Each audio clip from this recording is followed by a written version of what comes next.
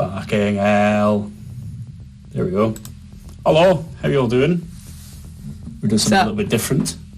I have with me CharlieOctoGirl.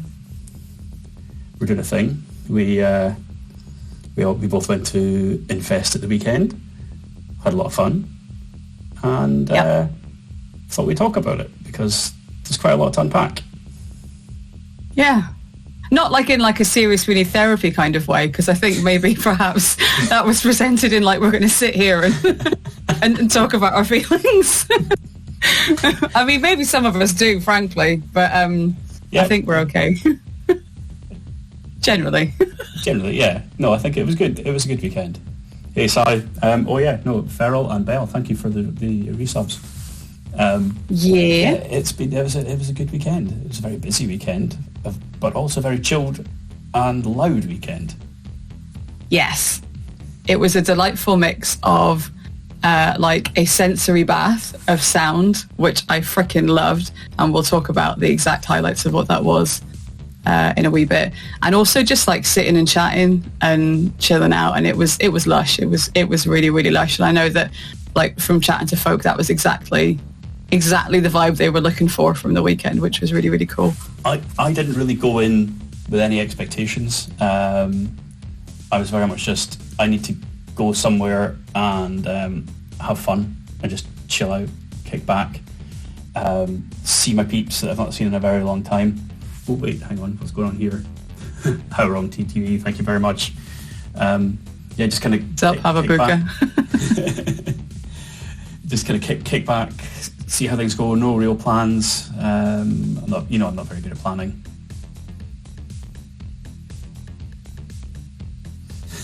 And spin some tunes and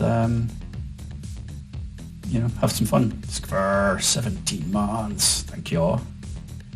Thank you very much. So that was all. That was quite a weird one because we didn't get confirmation on the DJ until Tuesday night. So that was all kind of organised a bit late. And I was trying to go, what do I do? What do I take? Do I take my controller? Do I not take my controller? Are they going to have like some really, really sexy CDJs that I can try and break? So all these things. And I'm like, So Unix, thank you. I don't have the button here to do the shark train. Oh, we don't have our little delightful friend. No, and I've just left the chat. The little train. I do like our little penguin shark iceberg train that we have for our hype train. Yeah, it is. I was like, as soon as I found that, I'm like, "Yes, queen, I've got a little shark train thing going on." Yes, so that was good. The Friday night DJ was really, really good actually, because I think it was because you didn't quite know where you were going with it. I think at one point, because I'm old and decrepit, I have to have regular sit-downs, and I was having one of my little sit-downs, and it was during your little kind of 90s section of the night, which was going down an absolute storm, and you kind of flailed over the side of the DJ booth in like I can't decide what to do next. And you were like, do I go more 90s? What do I do? That was really funny. Trapped in the 90s. Let me find. I've got my set list here. Where was it? Where did I go? Yeah, because I went from the Nin Tattoo mashup to Placebo, Nancy Boy, then Whole, Celebrity Skin, and then while looking firmly Kinnan square in the eyes, threw on No Doubt, Just a Girl, and then I'm like, I don't know, I'm stuck now. And then went Shakespeare's Sister, which I went, well, that's to hit the dance floor just then they couldn't do the wrong way, and then kind of pulled it back after that. But a couple of times it was an odd set, because stuff that we know and love on VGN wasn't as well known as some of it as I thought it would. There's a couple of tracks that I played by what I thought, or which I know are fairly big bands, but clearly not as well known by the Industrial Summer Camp crowd. Cool though, because it means that they were like kind of like teased into the VGN way, but it was also like there was some blank faces Tweaky saying how much you broke her. And yeah, that was really funny. Yeah,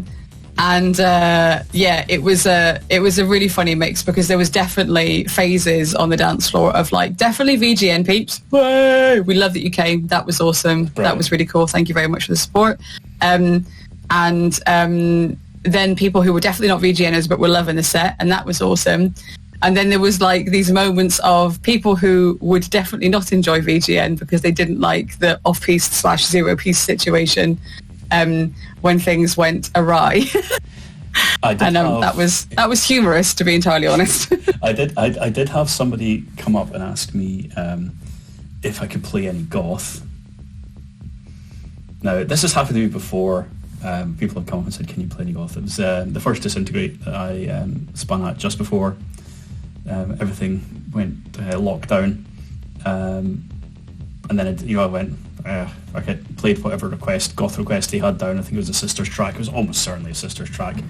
Or something like that. It's just like, right, dance. Boom. They danced. I played an appropriate follow-on track from that, and they sat down. So they just needed their one like ration. Yep, little goth picket. They wanted their tracks and nothing else. And well, of course, it was all weird back then, and everybody was just looking to catch up with their mates potentially for the last time. But it was just last night.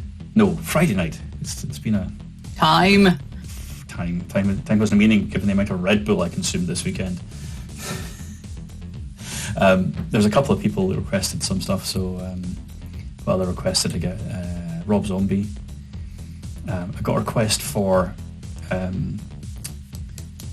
Chrome, Dead Stars, or something else by VNV, which I can't remember. I was like, I'm trying to keep the EBM, the banging EBM stuff for the main room. Kind of, I'm really bad at staying to music policy, but that was the one thing I really did try and stay away from. That worked. That worked. So difficult. So difficult. Oh, sorry. I'm getting pings of like different chats in different places. So if you see me like my eyes darting around from various places, it's because I'm trying to keep on top of what people are saying. But just hello. It's nice that you're there. We see you. Yeah, Death by Muffin. Ooh, I hope you got home with much less challenges than it took you to get to Infest with the problems. The roads to Infest, I think that's like a novel in itself. Like the amount of people who had like absolutely ridiculous journeys. Me and Squeaky arrived on the Thursday, and we had like some time to kind of sit there and take some long, deep breaths before shit really kicked off. And I think, although at the time it was a bit weird because literally no one was around. There was like a couple of parties going on, but generally it was pretty quiet. So we were kind of sat there going, is this going to be it? Is it going to be a really quiet year this year? Like what's going on? Is this going to be really strange? And then like the news slowly started dripping in over Thursday night into Friday morning of like the road closures starting, public transport delays, people getting held up for whatever reason. And it was like, we were so lucky that we were able to come down on the Thursday because so many people had difficulty getting there. It was just ridiculous. It's really difficult coming from Scotland to Bradford because unless you're in Edinburgh and you can go down or that kind of area and you can go down the east coast, your fastest way is to go down the dreaded M6, which there's always a breakdown or a lorry fire or roadworks or something somewhere on that. And because it's the bank holiday weekend in the UK, or mainly England, not in Scotland, it's all an English and Wales thing, there's just so much more traffic on the road. So I overnighted outside of Glasgow with Belle on Thursday. Got a nice early start-ish on Friday, leaving there from about 11. And then I planned to just kind of take my time getting down, go down to Manchester and wing it up a bit, more motorway driving than cross-country driving. But then I looked at my sat-nav thing and kicked off. I was like, oh no, you've really gone the wrong way. There's like, this is like big long red line. We just went detour into English single-track road type territory and caravans, camper vans, lorries, tractors, all these things. And it's the one thing that it's one of the things that I'm not keen on for Bradford, is the location and just the proximity of the decent public transport, unless you're going by train. Yeah. But I think for the most part, I think people who were planning on going did manage to get there. I didn't hear of anyone having to outright cancel their plans. Although one of our friends, Beth, did have the squirrel leaving the gas on moment after having already sat on a train for an hour, realised that they had left something switched on at home and might be about to burn the house down. So had to get on a different train, go home, switch the shit off at home, and then get back on the train and re-begin the journey back to Infest again. Which, as far as beginning a festival journey goes, I think realising at the beginning of that journey that you may have left the gas hob, straighteners, whatever that thing was on, probably the least disastrous version of that story. Just like, but how long were they going shit? fuck. And at least they remembered, went home, had a house to get home to. Yeah, that's what I said. I was like, yeah, well, at least it's fine. It's all good. Me and Beth spent some quality time browsing the sail rails on the Sunday, and I'm still devastated because there was a beautiful plastic wrap dress. Beautiful. Oh, honestly, it was lush. And it was massively reduced. And I walked away. Foolish. Wise, but foolish. There was some really nice stuff in the market. I had a quick browse through it and then realised it was for people about half my size. There's also that element. However, there were some non-clothing items that were quite good. Like Dr. Jeff has an amazing selection of artwork that he was there selling. I have some of his stuff and it is very nice. Absolutely. I did peruse because my usual go-to, being a person of multiple shapes and sizes over the years, my usual go-to is bags and jewellery, because bags will usually always fit. And there was some really nice rings, and there's a particular style of ring. Rune and Raven do really, really nice ones. Right. And they're absolutely lush. And I thought, I'll have a little nosy at them because I'll actually have to try them on rather than buying them online and realising they don't fit. And I literally took 1 second look at them and I was like, nope, they do not go on these sausage hands. But yeah, at least I know now. The door is closed on the sausage finger rings. I had a couple of quick scripts through. Jed Phoenix had some very nice looking dress type stuff, and I'm like, oh, they look really nice. They look like they're for somebody about a foot taller than me because they're on the rail, and the rail goes all the way to the floor, and actually we're like, no. I've got some fantastic Jed Phoenix stuff that I don't get out as much as I need to. I'd like to, but I mean, for me, cold-blooded Scotsman from the north, going to England on pretty much any day of the year, it's like, jeans and t-shirts, Jesus Christ, it's absolutely melting here. I had some stuff with me, but it's just like I couldn't take the time to do anything with it. Yeah, I've tried to spam an appropriate emote to go with your height challenge Jed Phoenix moment with the "We Love Tiny Arricc" emote.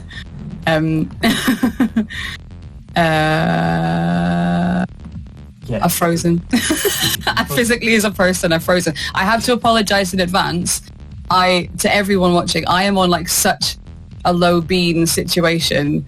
You may have several moments of when my talking just ceases to exist and possibly drifts off into looking possibly at the lasers behind me. I don't know. I might just get distracted by something shiny. I am here in person, but not fully of mind. I had that same problem on Saturday.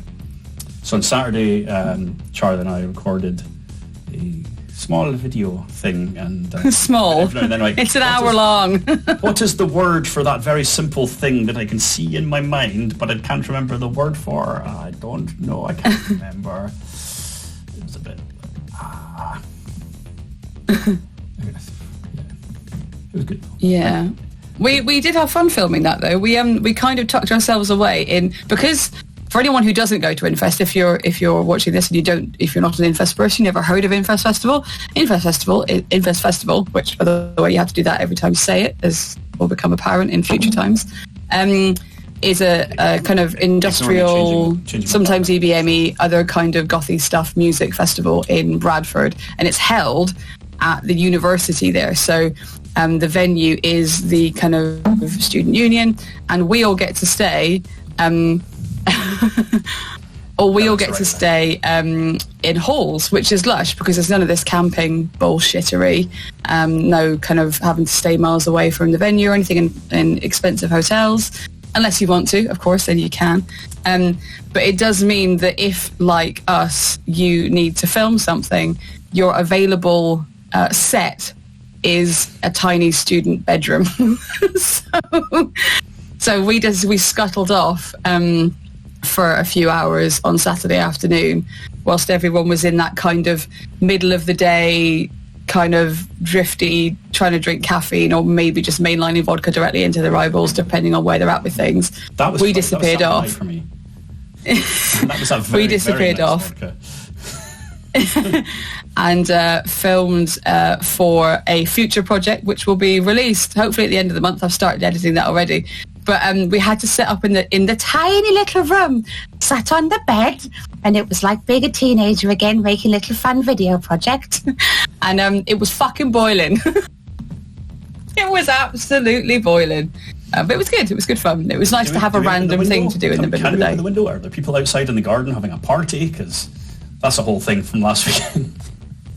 Yeah. That was... I did notice during the editing today that there are moments in the video where you can hear engines revving. It's like this isn't weird at all. So apparently my silly voice sounds distinctly Geordie, which, funnily enough, is an accent I've never thought I could do. So thanks, Farrell. I feel proud. Squeaky just simply says two words: the party.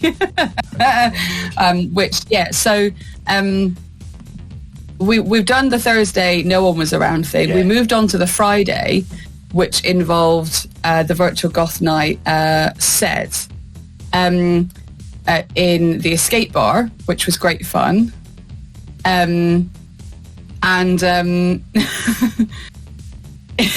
I'm getting distracted because I can see Fizz's screen on the stream screen and it's just boggling my brain. Fizz's set on the Friday night was great fun. Started chatting to loads of people, met some new folk, catch up with some old friends, did some dancing, which was very nice. Haven't had a little boogie for a while. Yeah. And then as we got back, we kind of turned the corner towards Halls and we could just see this beacon of light.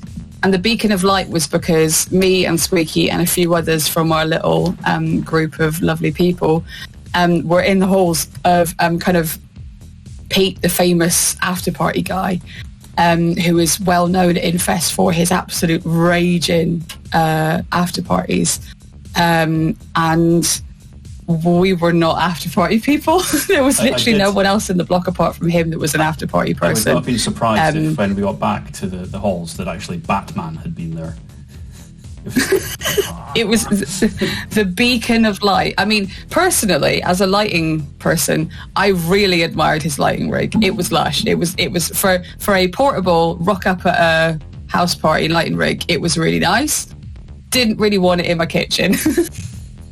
Wasn't quite what I was looking for at 3 a.m. when I was ready to fucking die.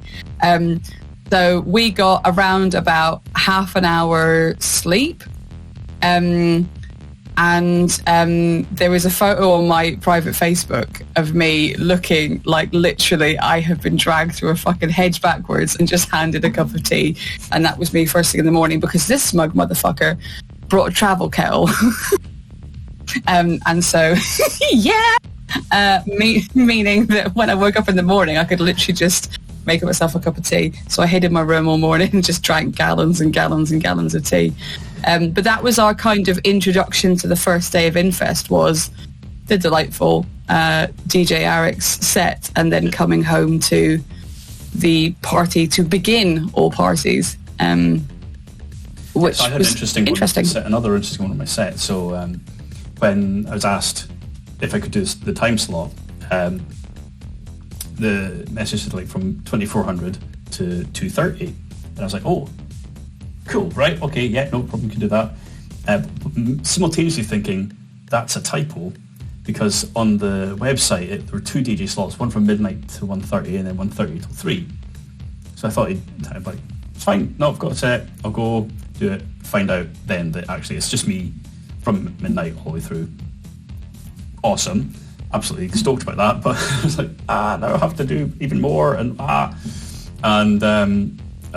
been in the escape bar earlier to just kind of check out what the layout was, and discovered that there was basically like 2 phono cables for me just to plug into. There's no kit, no 6 CDJs or anything. And then during Caustic set, got the start of that, and it's like, right, I'm going to go get set up just in case I need a cable or something doesn't work, and I have to actually work out what I need, work out who to speak to get what I need, and get it and fix it. And it turned out one of those people that I needed to speak to get something was Charlie, who, as you can see just behind her, has a fantastic laser show going on. So it turns out the escape bar had no lights. Well, they had ceiling lights that lit the room up, but nothing even remotely like a disco light. So Charlie managed to bring her tiny little laser, which just actually fills an entire bar, it turns out, and that just was enough to just give a bit of atmosphere and set things off quite nicely. So thank you again. That's all right. If there's one thing I do, it's come prepared with lasers. To anything. Just like, picnic, funeral, wedding, bar mitzvah, lasers. Yeah. I'll hook you up. It's the frickin' sharks and frickin' lasers. Frickin' sharks and frickin' lasers. I should have played Laser Shark by X Dies now, I kind of feel like. Frickin' sharks. That would have been a nice little one, wouldn't it? And I think that brings us nicely to the Saturday. By the way, we haven't planned what we're going to talk about. We literally sat down about 10 minutes ago, figured out how this was going to work, and then we realised we hadn't actually figured out what we were going to talk about. So this is literally just going to be us rambling bollocks. Yeah, unless people actually have questions which we can answer. Yeah, so questions, or like chatting shit about your experiences of Infest as well. So if you want to mention bits that were your highlights, like Death by Muffin, you were there, and Squeaky and other lovely people, shout up and tell us like what your band's highlights were, what your party highlights were, what your travel highlights were, if there was any little features that you enjoyed about your journey to get there or back. For example, if you met any inflatable friends on the way home, which means Squeaky totally did.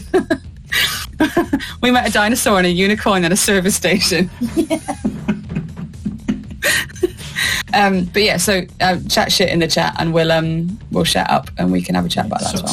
Squeaky wants our favourite bands. So this is a really easy one for me. Out of all of the bands that I saw, Clack and Mo Nexus, because that's pretty much all of the bands that I saw.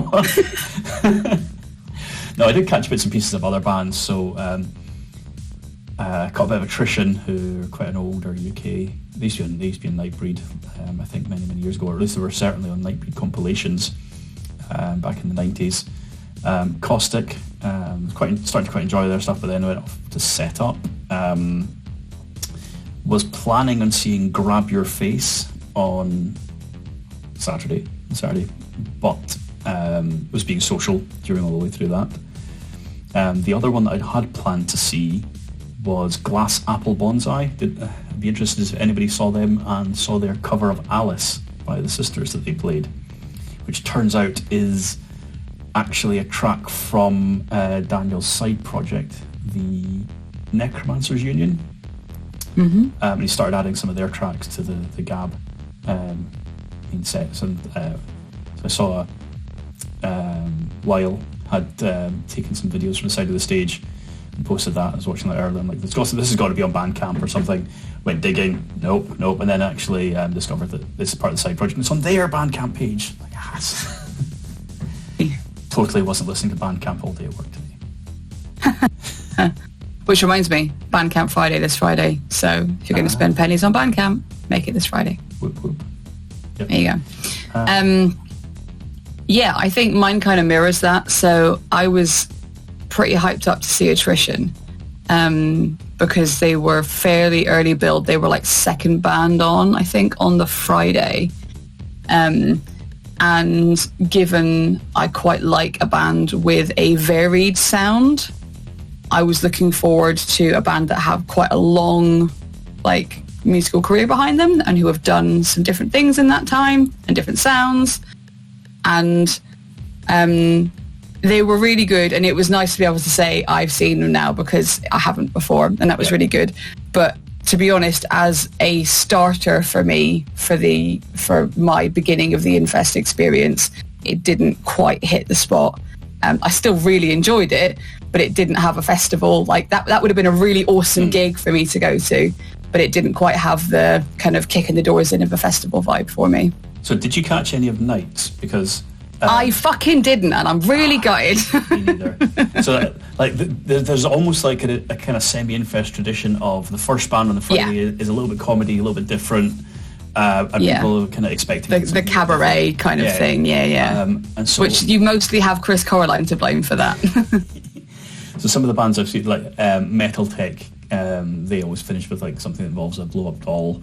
Mandroid, obviously the heroin bum sex sausages and songs about going to Morrison's and all kinds of interesting stuff. And then Nights, I heard they were really good, really fun as well. Yeah, I've heard nothing but good things, and I'm really, really gutted that I missed it. And I think that would have been more of a da-da kind of feel. Yeah. But yeah, I think, although saying that, I think I might have had a similar feeling with that kind of lineup as I did when it came to Monexus and then Empathy Test, because the vibe change would have been like quite a juxtaposition, which can totally work. Yeah. But I think maybe that might have been a different thing. But I don't know. I didn't experience it, so I can't possibly say. I know Squeaky is big into Empathy Test. I think in chat there, it's Empathy Test!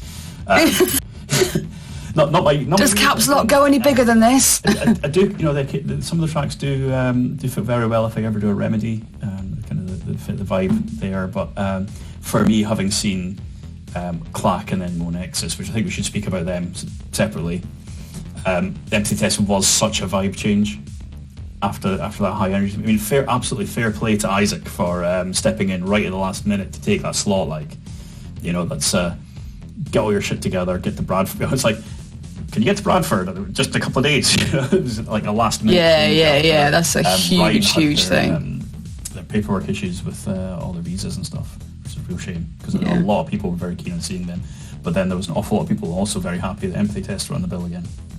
Yes, I got some lovely shots of the crowd actually when the Empathy Test were on, because Empathy Test kind of aren't really my thing unless I'm in a certain kind of Remedy type mood. But the crowd was just like this big beaming wholesome loveliness of big smiles and big arms, and that was the bit of the show that I wanted to see. So I stood up at the top of the steps and just kind of watched people having a really lovely time. And that's something I've always really enjoyed about gigs and clubs and kind of any event that I've run over the years, is actually taking a bit of a step back. And if it's something I've been running, I've been able to find a little secret corner and kind of gone, I can watch from over here. But even if it's like a dance floor I'm in the middle of, or if it's the back of a gig somewhere, and just watching people enjoying their version of whatever this experience is great. And I did that for Clack, actually, because I knew that Clack were going to be freaking great. And I could see kind of like my peeps like having a great time kind of halfway down towards the front, and there was a lot of flailing going on. But I decided I just wanted to stand at the back and enjoy the awesomeness of the tunes and awesomeness of the show, but also the awesomeness of the crowd, and just see the vibe, like jumping and bouncing, the flailing, the joyous singing. And that really made that set for me, was just the whole experience of the whole thing. Clack was an absolute vibe. They were absolutely, it was just, I really got into that. And I mean, they played the cover of Move Any Mountain. It's like, I may have been on my own, but I went, oh my God. So where I was, I'd kind of wandered in about halfway back, and I've seen a gap in the crowd, wandered through that just on my own, like, and then turned out I was standing next to some people I knew. I hadn't, these are people that I'd met online through mutual friends and stuff in the last couple of years, but never met in person, never spoken to.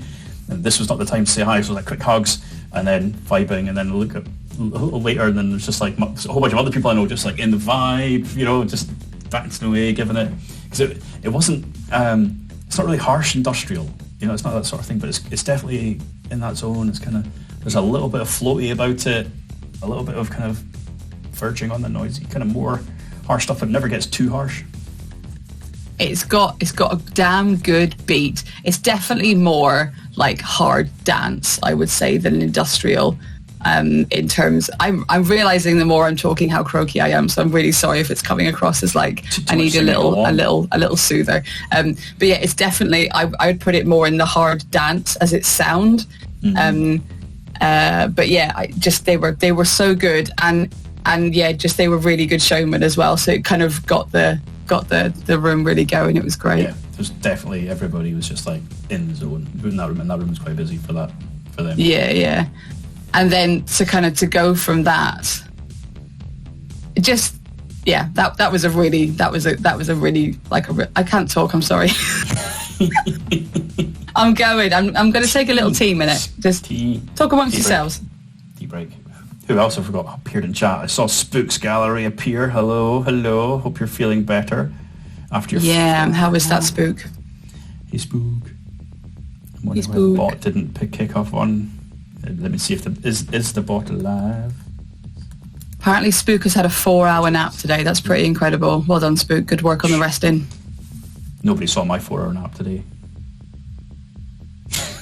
Me and Fizz have been messaging today about the various levels of absolutely fucked that we've been in exhaustion levels, and he was describing the fact that he'd gone into work in kind of like a business up top, comfort down below, and I was like, is that like a work, like an outfit version of a mullet? That's now. I was totally like, I mean, I don't get dressed up for work, you know, there's no suits, don't give me any, not even a shirt and tie, don't make that, no, but yeah, at the moment, Jimmy Jams, actually I got leggings on. Jammy bottoms I specifically bought for Halls at Infest. I was like, get some more use out of them. Also saves me... so you didn't buy them so they'd be disposable? Oh gosh. Jacket and pants. Well, I do have a jacket that I did take to Infest. I thought, you know, one of these nights I might have like more of a corporate kind of vibe. Okay. No, it was in the car, and I took it in with all of the random stuff that I'd packed in a panic on Thursday night. I thought I'd take that just in case. That was hilarious. Yeah. Also, what up, Adam? Can we just take a moment to say bee bat bat bada bo, and also hey Verms. That was the other thing that has been freaking delightful to see, that in the Tiki Box list for bands that people have been voting in for next year, there is a real good mix of bands that people would like to see next year. And on the list, I didn't even have to suggest it myself, but on the list, it's only Little Verms. It's really nice. You can vote for our Little Verms to be on the bill next year, which is pretty cool. We'll have to encourage him to come back. 11 months now to turn out an album. Or at least 30 minutes worth of music. No pressure or anything. You can just loop so it was Verms that actually put together the music that you can hear in the background, just the kind of loop intro thing that he did a couple of years ago when we were starting to do like goth tasking videos and just giving us something to put behind stuff. And, you know, well, it's been on loop for what? How long have we been streaming? A while, some time. Yeah, nobody's complained, so I'll probably you can just put that on. Yeah, it's fine. So Adam's asking where the copy of the list is. So in the Infest Festival fans group, on their Facebook thingy, the list has been posted up where you can actively vote on it as well. So you don't have to be, you don't have to have filled in the form at the event. You can go online and do it as well. So yeah, there's a thingy on the internet. Thank you, Farrell. Look at you doing that mod thing. This is the list. So that circle there is Verms. I think it may disappear in my green screen. That's like the most enthusiastic circle. That's like, I'd like this band, I'd like this band, I'd like this band. I really fucking like this one. Because, you know, they've got the big list of bands that you can suggest or to express interest in, some of which are never ever going to be played there, probably don't exist anymore. are there to like the decoy bands, and then there's the write-in box at the side where one of the bands I put a couple of bands in there, but I checked the list first to see if they were there, not realizing there'd be some really obscure ones like Worms on that list, and like took up most of that area writing her noises, violence, and I was like, oh, they're on that list. We're gonna have a big circle as well. Nice, double vote. Yeah. Let's see what else we got in here. Sneaky Bat Machine. Diorama. That's a good point. Ross came to Infest on the Saturday. Yep. Ross of that their Sneaky Bat Machine and that their Goteki. It was lovely to see him. Hi, Ross.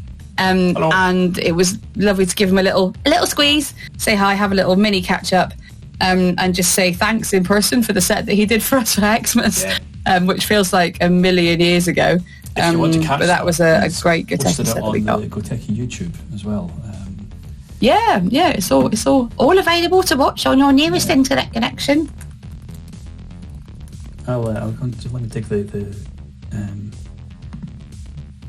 Minfest. Are you doing a thing? I'm doing a thing. We might even, if Ferrell seems to be like on it with the links at the minute, so okay, we might. Ferrell, do you mind finding that thing?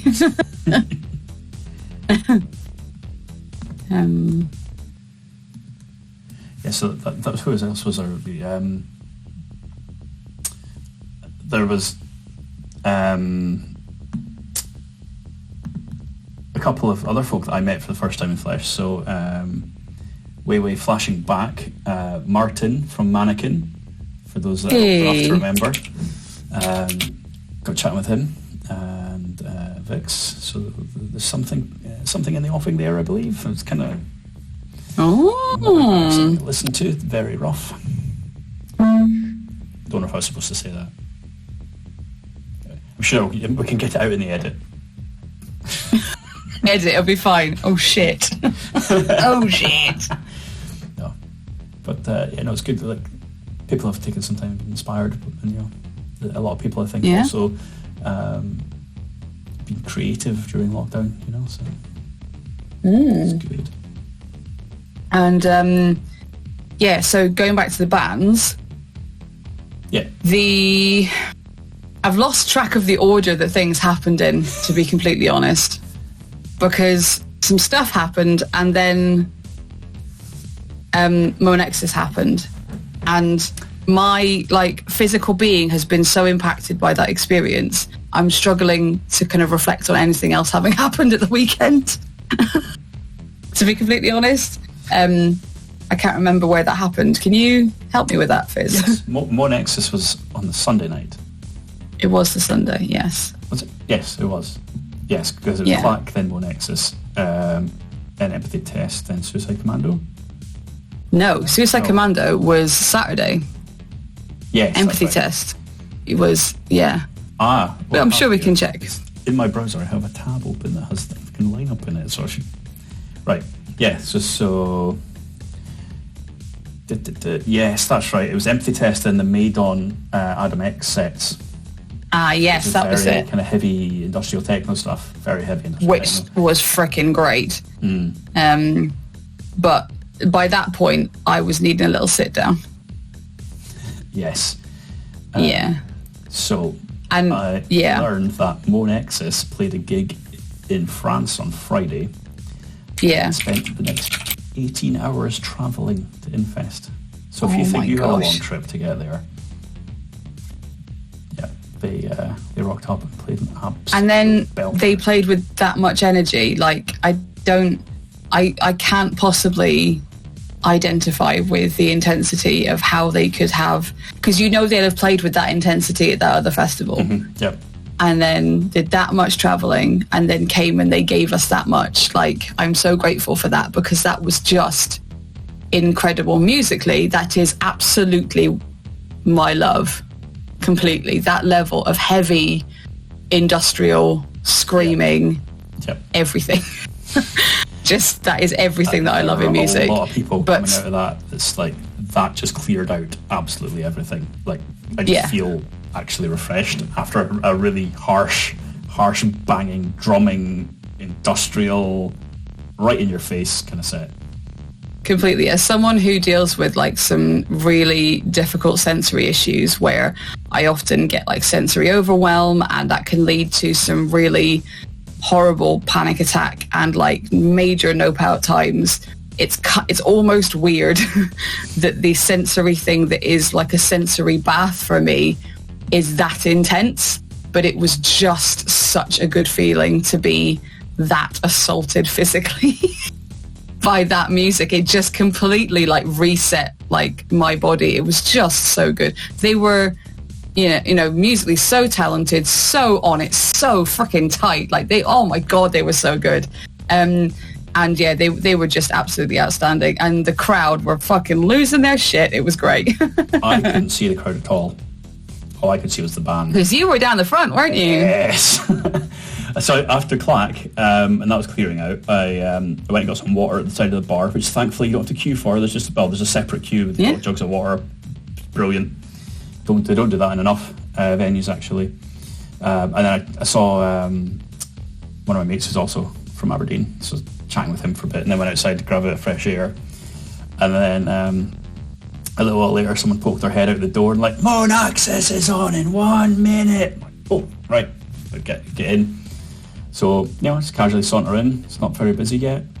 I'm like, almost did the usual thing of like, I'll stop about halfway to 3/4 of the way back, but actually it's just kept walking, and actually there wasn't a huge amount of people, and there's a bit of space in the bar there. I'm like, I'll take that, which is quite good because while I was being blown away, I could hold on to something.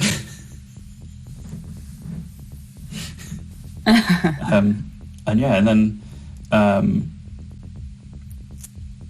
it was just like immense in your face. And then as like there's the barrier, and then you got the photographer pit, and then stage, and then in the pit there's a box. I just didn't really think about what it was there for until this drum gets put on the box right in front of me.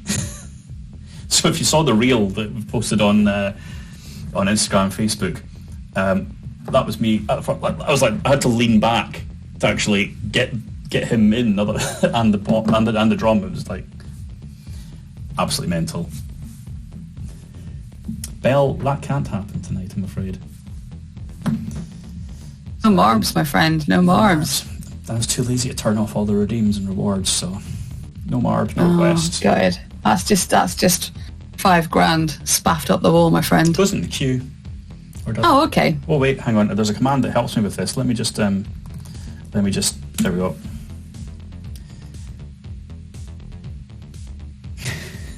There we go. Yeah, sorted. Okay. So yeah, just the whole thing. I mean, I don't know if I could identify any of the tracks that they played, but it took. It's just like it came in and just was a whole. It's like when you go to see V&V and it's not really a gig, it's an experience. Yeah. And the whole thing was just a different experience, but yeah. Definitely. And then it was like, and empathy test. And I don't mean, boo. I mean, as in complete, like, other experience that was, again, another experience, because it is about, like, the way that their sets are so much more, like, emotive and everything.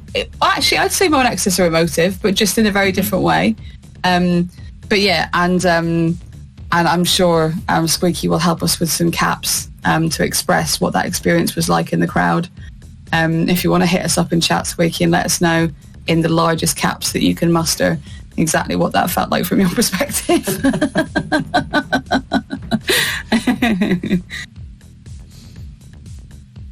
Yeah, it was that was the band that I really, really wanted to see for the weekend, was Moan Access. And then I had a lot of people going, oh, really? I've not really heard of them, don't really know their stuff. I'm like, oh, no. Need to know stuff. So I first learned about them because they did a remix for friend of the channel, Matt Hart, which is absolutely banging. And then I kind of picked up a few bits and pieces of their stuff. Really, really bad at exploring new music. Get sent stuff, check it out. Bad DJ, bad. I know. It's just that whole juggling time and having a maximum amount of beans that you can spend on anything at any one time, and then a lot of it's on having fun and having enough left at the end of the week to check new stuff out. I mean, I do have a list of stuff that I need to hunt down to find that I'm interested in, and would probably play on VGN. And every now and then I manage to spend a bit of time on it. Of course, by the time I hear something, oh yeah, this is really good. Like Clack, Move Any Mountain on the list on my phone at the time, the weekend, and then now I need to. It's like, wow, why did I put this on the list again? Like, what was this linked to? I can't remember. And yeah. So it's kind of great, but I do check out new stuff, and I do appreciate when people send me new stuff as well. Yeah, we're very fortunate in that we get pinged some really awesome music through our socials and through our email inbox, which is really nice. And it's a nice mix of like labels sending us like known stuff and like kind of fair like random folk just being like, I made some tunes, do you want to hear them? And it's really lovely. And we do listen to it, even if Fizz doesn't.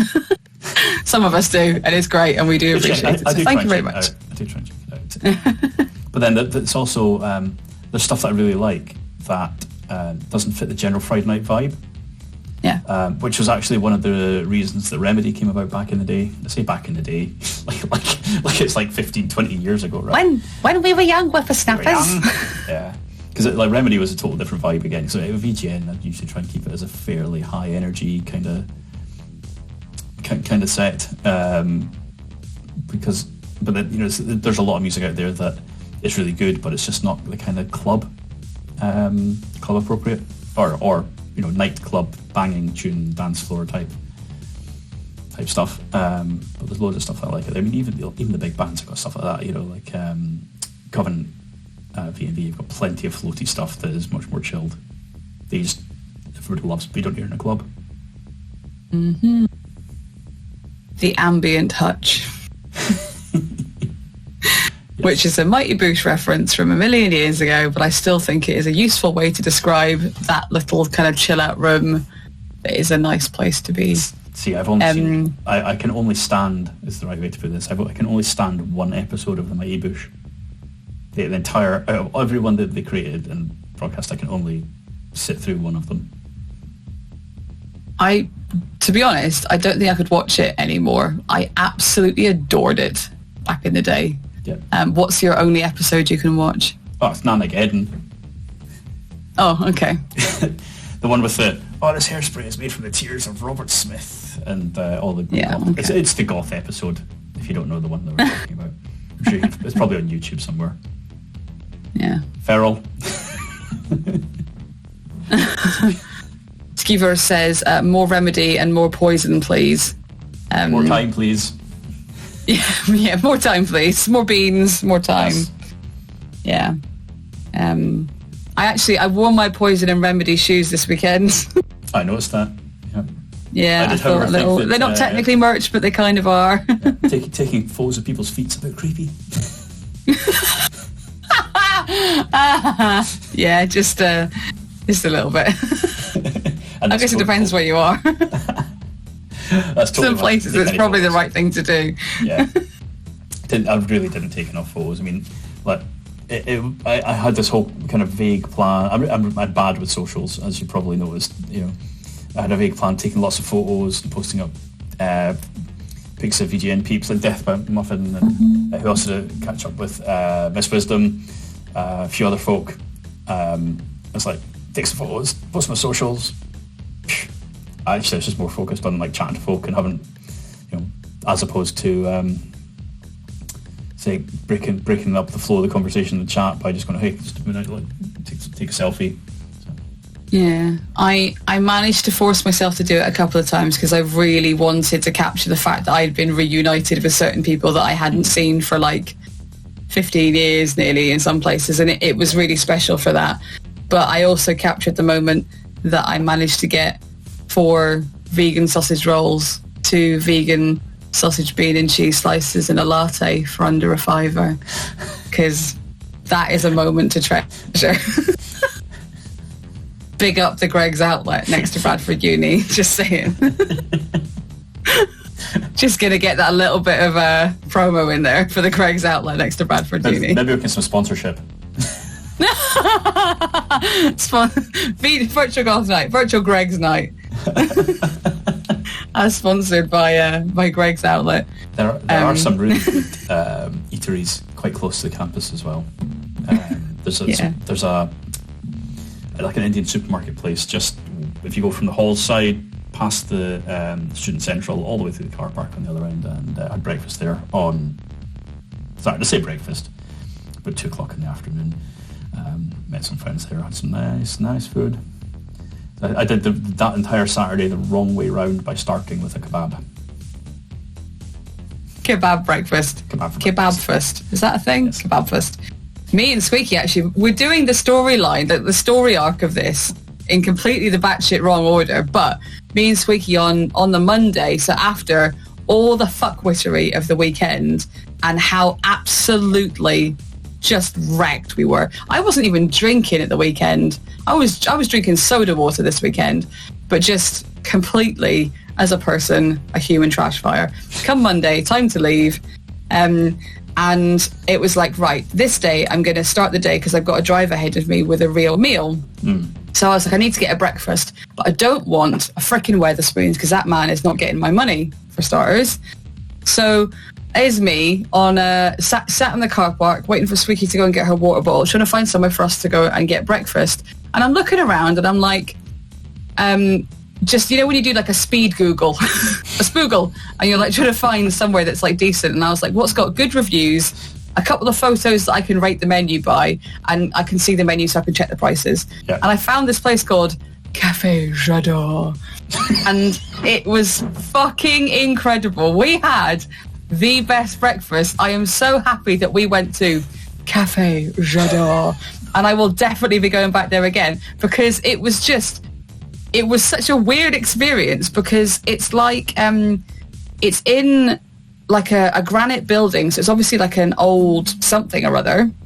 And then it's been, they did not have, Adam's asking if all the staff had pencil moustaches. They did not. But they were very, very, very well dressed. And the inside was all like festooned with like garlands of fake flowers and fake ferns and like just loads of flowers. There was a grand piano, like a white grand piano in the corner that had definitely got no functioning parts in it whatsoever. And it was just like built for Instagram. It was just completely non-functioning as a place. But the food, absolutely incredible. It was so, so, so good and exactly what we needed before driving home. So yeah, Cafe J'adore. I highly recommend as a local place. In Bradford. You know, it's not the sort of thing you expect to find in Bradford. Well, apparently that's the thing. And it's only a 12-minute walk from the uni as well, so it's nice and close. Yeah. My food experience for Monday was the traditional stop at the TB farm shop. Did you get really expensive bread? Nope. I got really close. You know, I did the wander in, went through the shop, and then all the way to the back, look at the pies. Wonder if my video is glitching. Is that picking up now? Right. Yeah, went and had a look at the pies. Went, you know what? I don't really fancy a pie. Nah. Do I? Nah. And then I was like, oh, it's glitching again. I looked at the heavily expensive bread. No. I went back. I was like, why did that even stop here? I'm not even desperate for the toilet. Took a photo of the ducks and then went back to the car and then parked outside and I'm like, hey, there's the garage because last time I was down last time I was on the way back from Birmingham, spinning into entropy. Went in there with Andy. We stopped and went into the garage just to get like something simple stuff that you don't kind of get in the farm shop, or it's not as obvious in the farm shop if they do. I discovered that they have the knockdown price pies and things in there. Oh, so amazing. There's a top travel tip. If you're after a couple of pies from TB, just to eat then and there, go to the garage, and it's a bit cheaper. So I went to the garage, and the garage is full of people who'd clearly been at Leeds and Reading. Like all these kind of like studenty types in their wellies and stuff, and I'm like, there's not a bus parked outside, so there must be a bus somewhere in the car park. Yeah, stuck my face full of sausage roll, cheap ass knocked out price sausage roll. So there's a bargain, money saving tip. The bargain bin of T-Bay Garage Services. Yeah. You heard it here first, kids. Yes. And then I was on the road again quite quickly, so not a massive long stop. There's one of my one of my shenanigans people for the weekend was Rona. Hello, Rhino Mittens. Oh, hi. Hope you made it all the way back and didn't get absolutely hammered on the ferry. I hope your designated driver didn't get hammered on the ferry after the photos I saw. Yeah, I was a little suspicious of everyone sat around with a pint, including the driver, and I was like, hang on a fucking minute. I know you work for them, but it doesn't mean that the units don't count.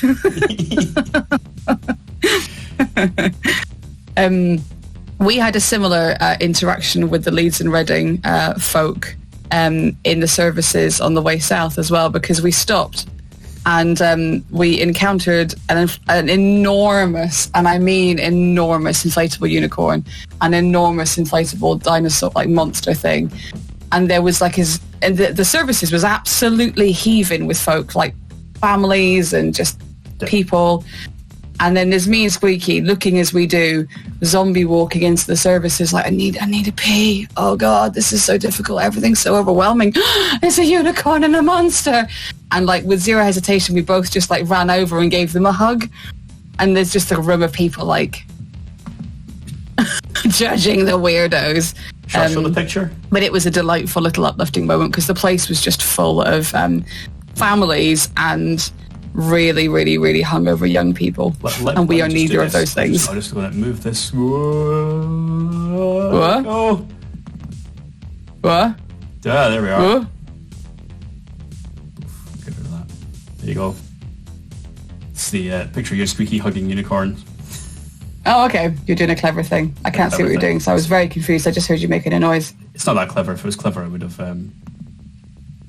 pushed a button and it would have done. Genius. I see what you did there. There was dragging it up to the top. Zero stream management techniques and just straight up screen share. Yeah, exactly. So Rhino Mitten says that Keenan actually had non-alcoholic Guinness, which, there we go. Well, he's getting on a bit. It's not as strong as it used to be. You're such a bitch. I did hear. We knew that, to be fair, but I heard something recently about Guinness, and I can't remember if it was at the weekend or just before the weekend, about the way to. Was it Paul talking about the exploding Guinness? Yes, it was Paul talking about exploding Guinness, how to make Guinness explode. So Paul, who is End Transmission, DJ End Transmission, he's DJ'd for us at Hexmas as well. And we're doing a little swapsy because me and that man, I don't know which way I should point, that guy, that bell end, the one in front of me. We're going to his club, Church of Madness in Reading, on the 12th of November to both go and spin some tunes. We spent quite a lot of time with him this weekend, and it's been really, really lovely to hang out, actually. We chatted a lot of shit together, and some of the shit that we were chatting about was how to make a pint of Guinness explode. And he was telling us that if you hate a bar person, which frankly you shouldn't because they're working bloody hard, leave them alone. But if you hate a bar person, ask them for a Guinness tops. Shandy. Because, a Guinness shandy, because they will pour a pint of Guinness and then put lemonade in the top, and in doing so, Guinness explode. Yeah, so feral black velvet, half a cider, half a Guinness explodes if you don't stir the fizz out of the cider. I think this is a very similar scenario. Yeah, so Kinnan, who is a legend and who works for Guinness, quickly dispelled this myth, and we were all a little bit sad, frankly, because essentially the thing is, when you make a shandy, is that you get rid of the fizz. That's kind of the point. You get rid of the fizz. Nobody gets rid of the fizz, do they? Oh, bye. What are you doing? I'm making a shandy. But yeah. I still need someone to video it and try it, just in case. Yeah. Just in case. So, delightful weirdos at home, if you fancy doing some science, get yourself some Guinness, get yourself some lemonade. Keep an eye out for the next goth task. Yeah, that's it. It's going to be 6 weeks of the same task over and over again until someone explodes a Guinness. That's all the next goth task is going to be. That's it. We've decided it. Straight up. That's it. Yep. Done. 5 weeks worth of exploding different types of alcohol. Guinness plus something. Booze explosions. Yep. That'll work. Whole task of explosions. So yeah, Rhino Mittens, thanks for joining us. And yeah, we are kind of decompressing and deconstructing our Infest experiences. So if you want to throw in the mix what your favourite bits were, or maybe even least favourite, because I think we've got some of those to talk about as well. But yeah, favourite bands, favourite social bits, throw them in the chat. And yeah, Feral, do not, no, we're not mixing Guinness in a soda stream. I've soda streamed too many things in my time. I'm not touching Guinness in a soda stream. It's not happening. No. So like what, I Charlie, refuse. You know, what have you soda streamed? Because inquiring minds need to know. Pretty much everything except Guinness. if yeah. I was going to say pretty much everything that's a liquid, but I've actually also soda streamed some things that aren't liquids. So yeah, but the less said about that, the better, frankly. Death by Muffin. See, that was one of the sets I was wanting to catch, but missed it. And I think it might have been because I was off filming with this bellend. If you want to tell us some more about why it was your favourite, that would be really cool. Because, yeah, I'm kind of sad I missed that one. So the Infest website blurb for the band says, for the first time ever, the Cult Project, this is my lack of German, or well, got a bit of grasp of German, Weinartage, is that right? Known for countless club hits performed live outside of Germany, so that's quite interesting. First time outside Germany for them. One of the top players in the German electro scene, they're on a farewell tour together with Hydroxy, which is a side project, to make the dance floors of the dark scene tremble for the last time with the unmistakable mix of melancholy and danceable beats. Which, you know... tick all the boxes, Death by Muffin.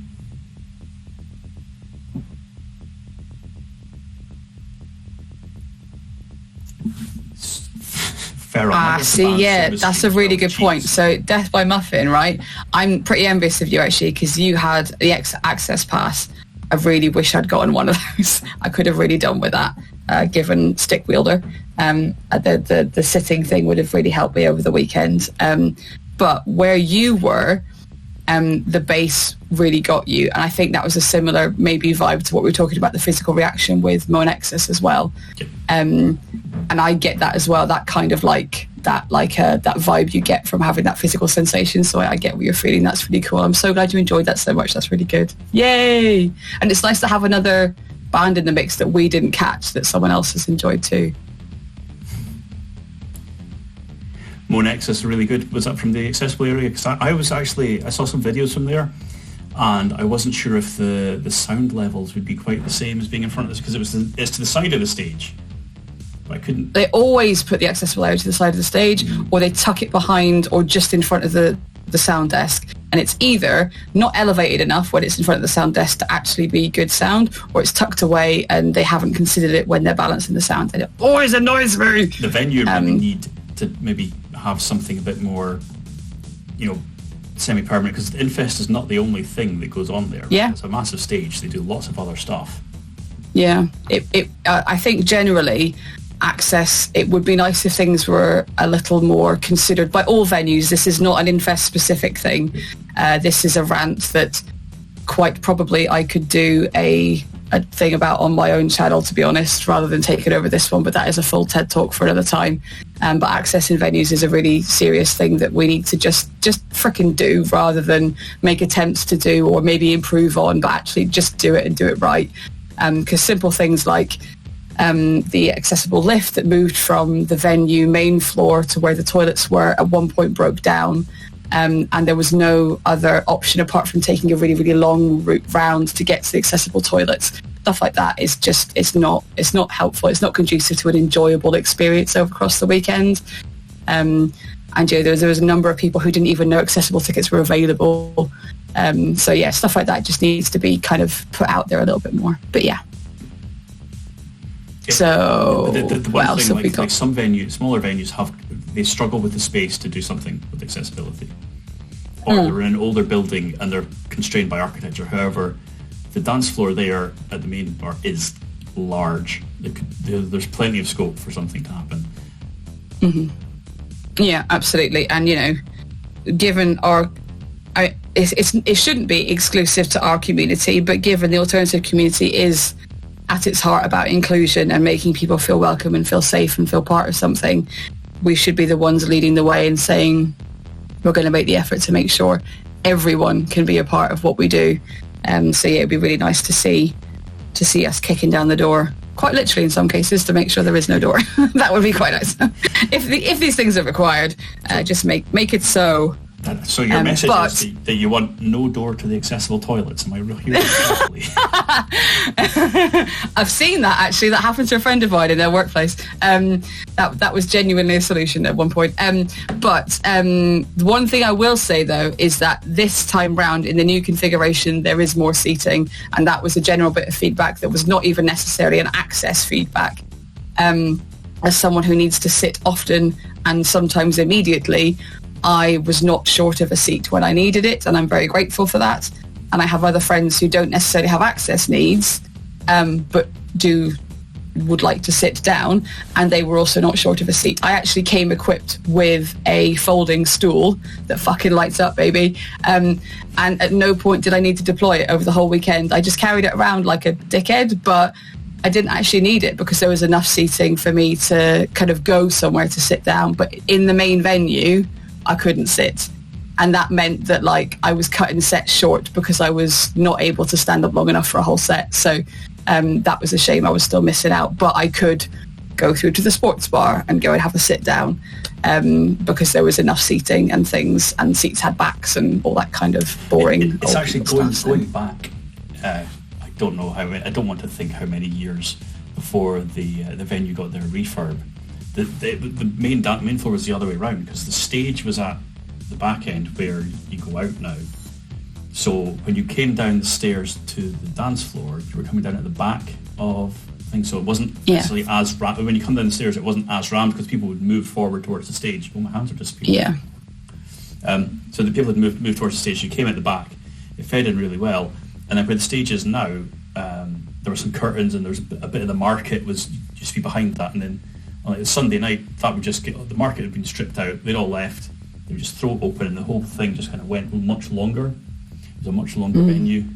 So if they flip, I know they'd have to build a whole new stage, flip the whole room back the other way around. But you could have a raised accessible seating area going over the top. But then the whole outdoors bit, the whole venue is obviously worked around in a certain way, but quite a lot of effort, I think, to change it back. But There's always other solutions. There's definitely always other solutions. This is my problem. Limiting. Tackle them and go you could do this, you could do that. Let's not think about money.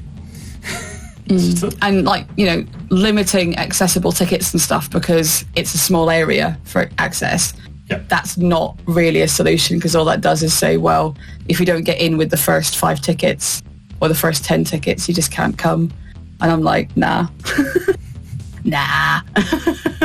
Or whatever it is. But yeah, so that's a separate thing. I'm super grateful to hear that Death by Muffin managed to get up the stairs because Jeff lifted them up the stairs, which is great. So yay for helpful friends. But yeah, so that generally it is a really accessible place, which is great, particularly because between the sports bar and the main venue thing, you can always go down what we started referring to as the murder alley, between the kind of the back patio area and the kind of the bars. So you can always go through, which is something. So that's kind of a step-free access. There was only one time on the recce on the Thursday night that I did the big steps out the back. That was a mistake. If you can come down to the venue through the big set of steps, Yep. And I walked up then with Squeaky on the Thursday night when she was helping me manage my anxiety around what the new layout was since I was there 14 years ago.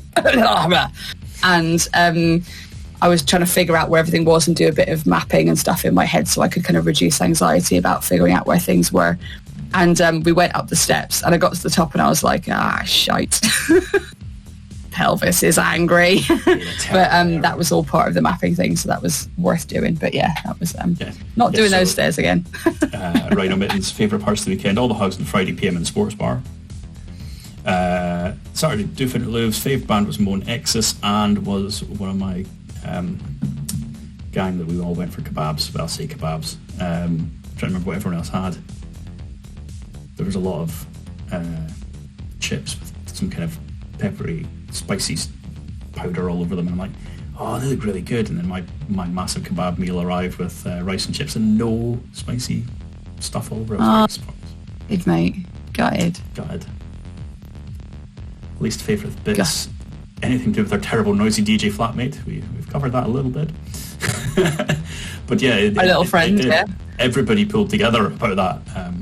So that was good. We did actually. That's a really good point. That Saturday morning, after we'd all spent the actual morning dying, we kind of all came together in the kitchen, just naturally, like bit by bit, drib by drab.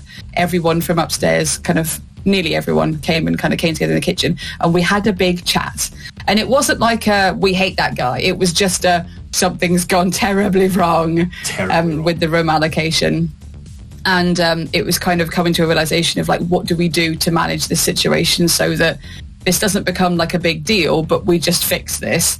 And then we kind of like Rhino Mitten says, we ceremonially and kind of like therapeutically yeeted everything out of the bins. Like we kind of, as a team effort, emptied all the bins, all the recycling, everything that had been left behind by the party people into bin bags, and then just fucked them off down the bins. And it was like, right, that's done, it's over. Yeah, because like, after parties are a staple of Infest, right? Absolutely. Yeah, totally. However, yeah. We always book under has a very key rule of the party is elsewhere, right? It's not like, don't go to parties, don't sit and make a little bit of noise chilling out. It's just like the big banging DJ parties with all the music, all of the complete randoms is elsewhere. So I think, I'm not quite sure how it got sorted out, but the security or the venue or back channels or something, that Infest actually sorted out a venue for the after, like a kind of official after party on the Saturday night, which solved everybody's problem. So everybody was happy that there wasn't a party happening in and outside the flats that we were in. The people that were hosting the after party were very happy that they had a venue and could do this on a little bit different terms, but some people had gone out their way and to help make this happen. But that then caused additional problems because instead of being in the venue that they were given, a lot of people were just stood outside smoking and chatting really loudly all night. And unfortunately that was in the area that all the Infest crew were sleeping, so it didn't happen again on the Sunday. It was literally all backwards. It was all backwards. So yeah, it was we'd rather than being put at the quiet end, we'd been put in the party block, and then when they tried to fix the situation by moving the party, they moved the party to the quiet blocks. So it was like it was really sad actually. And by the end of it all, everyone was just trying really hard not to piss each other off, but also just trying not to have a terrible time. Because we were all having such a nice time, but this little thing that was quite a big thing, particularly on the last night, we were all really worried it was all going to kick off again. But they found a new party house, which I'm not entirely sure was also the best solution. But there's an awful lot of people who turn up and like, oh yeah, no, I love a party. Let's have a party. Oh, can we do it at your flat now? Yeah.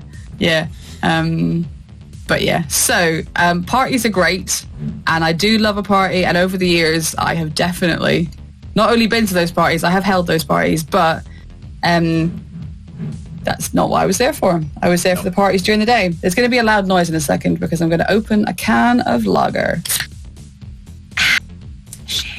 You could just pretend it's like spritzer. Oh, it is. Fuck off. I'm on the soda water again. It is one of Heineken's finest booze-free boozes. Thank you very much. Yeah, drugs and useful energy. Yeah, pretty much. That's that's where it's at. Hey, Andy's here. Good to see you, my friend. I took a large slab of energy drinks with me, which is mostly like the adult-sized cans of Red Bull that I got from Costco, and there'd been a small gap in it because I'd been at it already before, and in my panic to pack on Thursday night, which we've not even spoken about, so everything just got thrown everywhere. I stuffed it's like stuffing a turkey, but instead of stuffing it with, sausage, I stuffed it with Iron Brew Energy. So basically two different choices of energy drink, and then I think I lugged the whole lot into the room. I had a few cans of it at the weekend. Maybe that might be why I got no sleep, or one of the reasons. Definitely a contributing factor. Handy to have some going back up the road, but yeah, it's still in the car. Just fucking leave it there. Yeah, every time I drive somewhere, I bring a little bit more things back in from the car.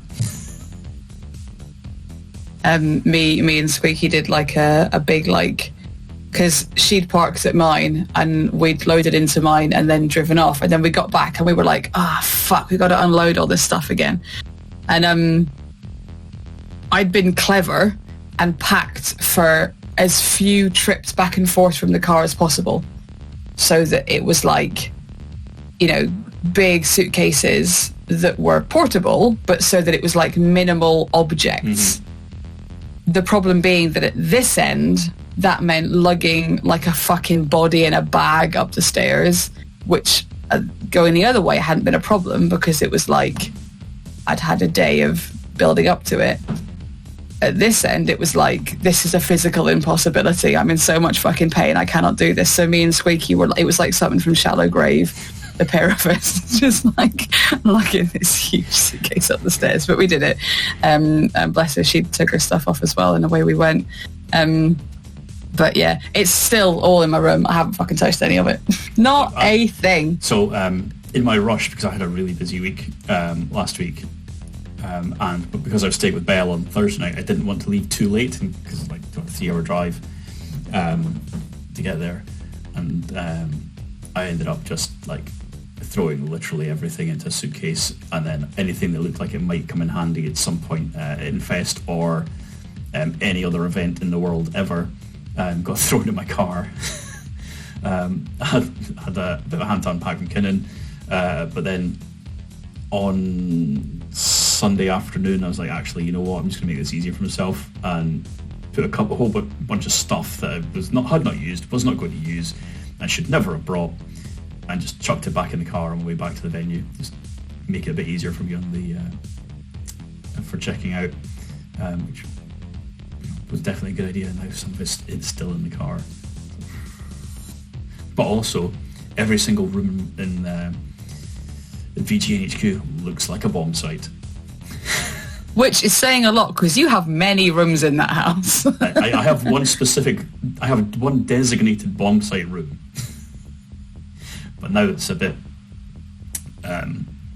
excessive, so plan for the weekend, because it'll probably be the weekend I can actually get round to it, is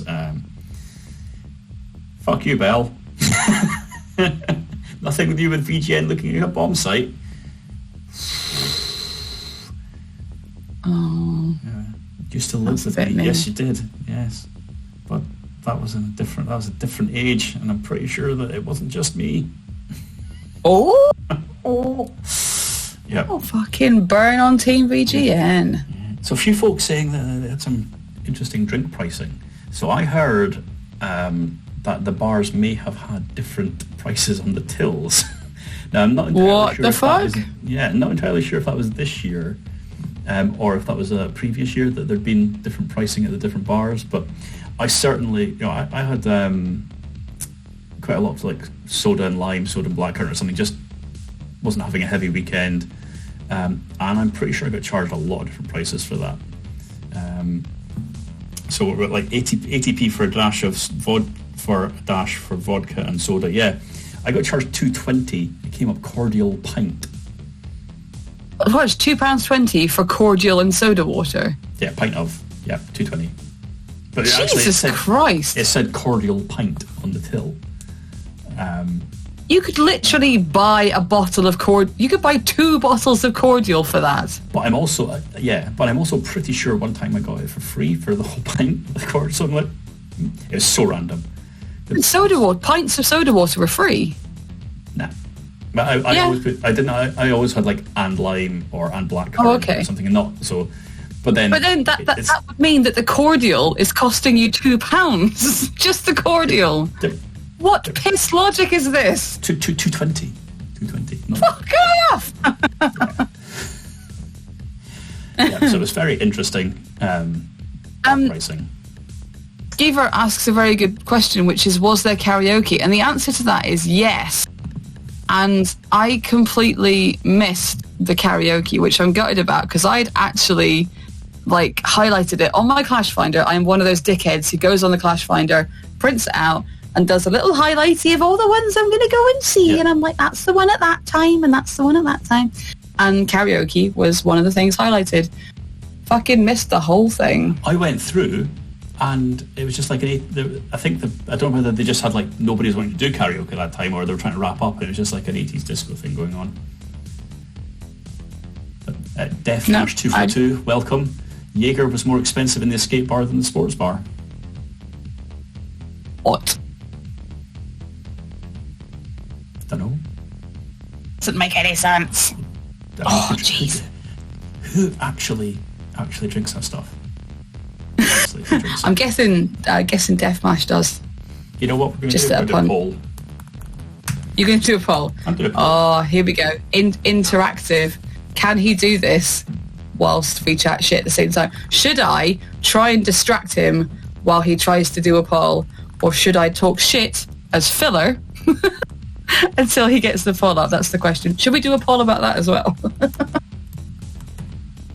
Yes, Squeaky, this is why people bring hip flasks. I actually had a guy come up to me and try to kind of explain to me about hip flasks. And I was like, yes, I am aware of hip flasks and why they're so good and why everyone brings them all the time, because it's a festival. And that's kind of what fuels festivals, is hip flasks. He was incredibly proud of his hip flask.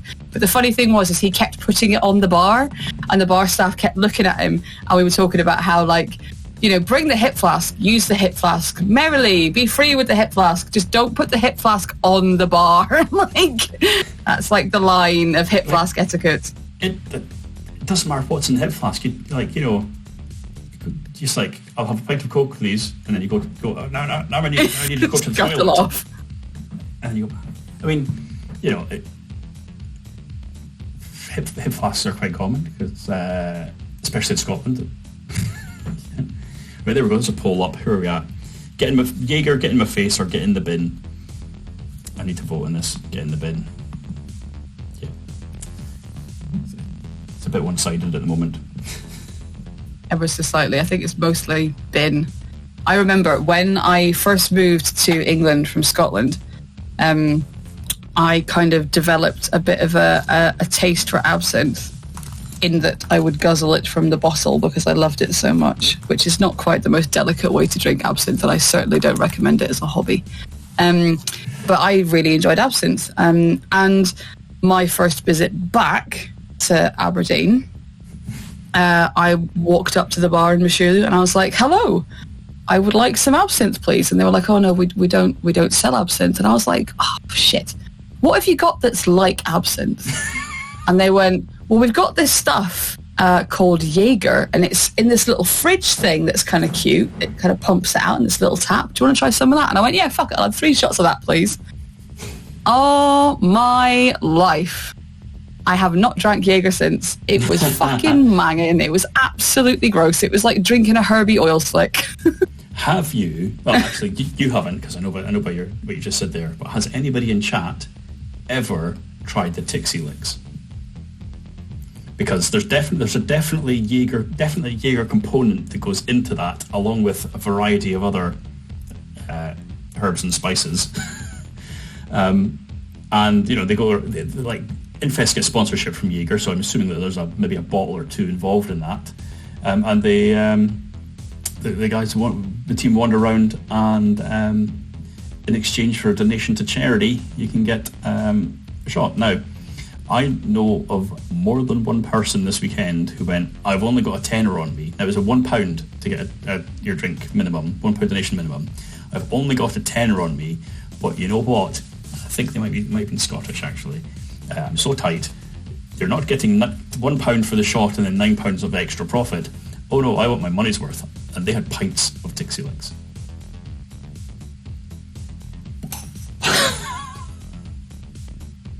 Shit. Yes. Yeah. Shit. Jesus Christ. Yeah, that's a large amount. Squeaky. Pernod is absent without the magic. I think Dandelion and Burdock are in there. Now, Squeaky, you're not telling us, was it a positive experience, or was there some therapy or something needed at the end of it?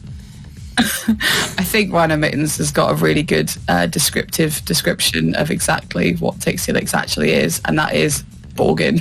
Borgin. Pure Borgin. Dandelion and Burdock, which tastes like pine disinfectant. Fuck, that is just manging. Oh my god. I just want to know how she knows what pine disinfectant tastes like. Oh, grim. So the poll has ended and we have a result. It's pretty conclusive. It is pretty conclusive. So, yeah, in the bin. In the bin with Jaeger, apparently. Yeah. Nats Sandel's Pernod is absinthe without the magic. Yeah. Honestly, I don't think I could drink absinthe now, possibly because I drank it by the fucking gallon for about a decade. I think maybe it's an error. I struggle with that type of spirit where it's kind of like Sambuca. There's some kind of aniseed type stuff in it. So like some kind of Pernod. Speaking of bad drinking experiences, particularly in Mashulu, there was a night, right? We've gone off on a really definitely not Infest tangent now, but there was a night in Mashulu where I was a young whippersnapper and we were having a little boogie. Yeah. Do. Faith No More, pit. Someone comes flinging backwards out the pit, hits me in the face with an elbow. My jaw goes ka-tunk, properly pops out of place. And definitely should have sought medical attention, but I was having far too much fun and I was young and fucking stupid and definitely drunk.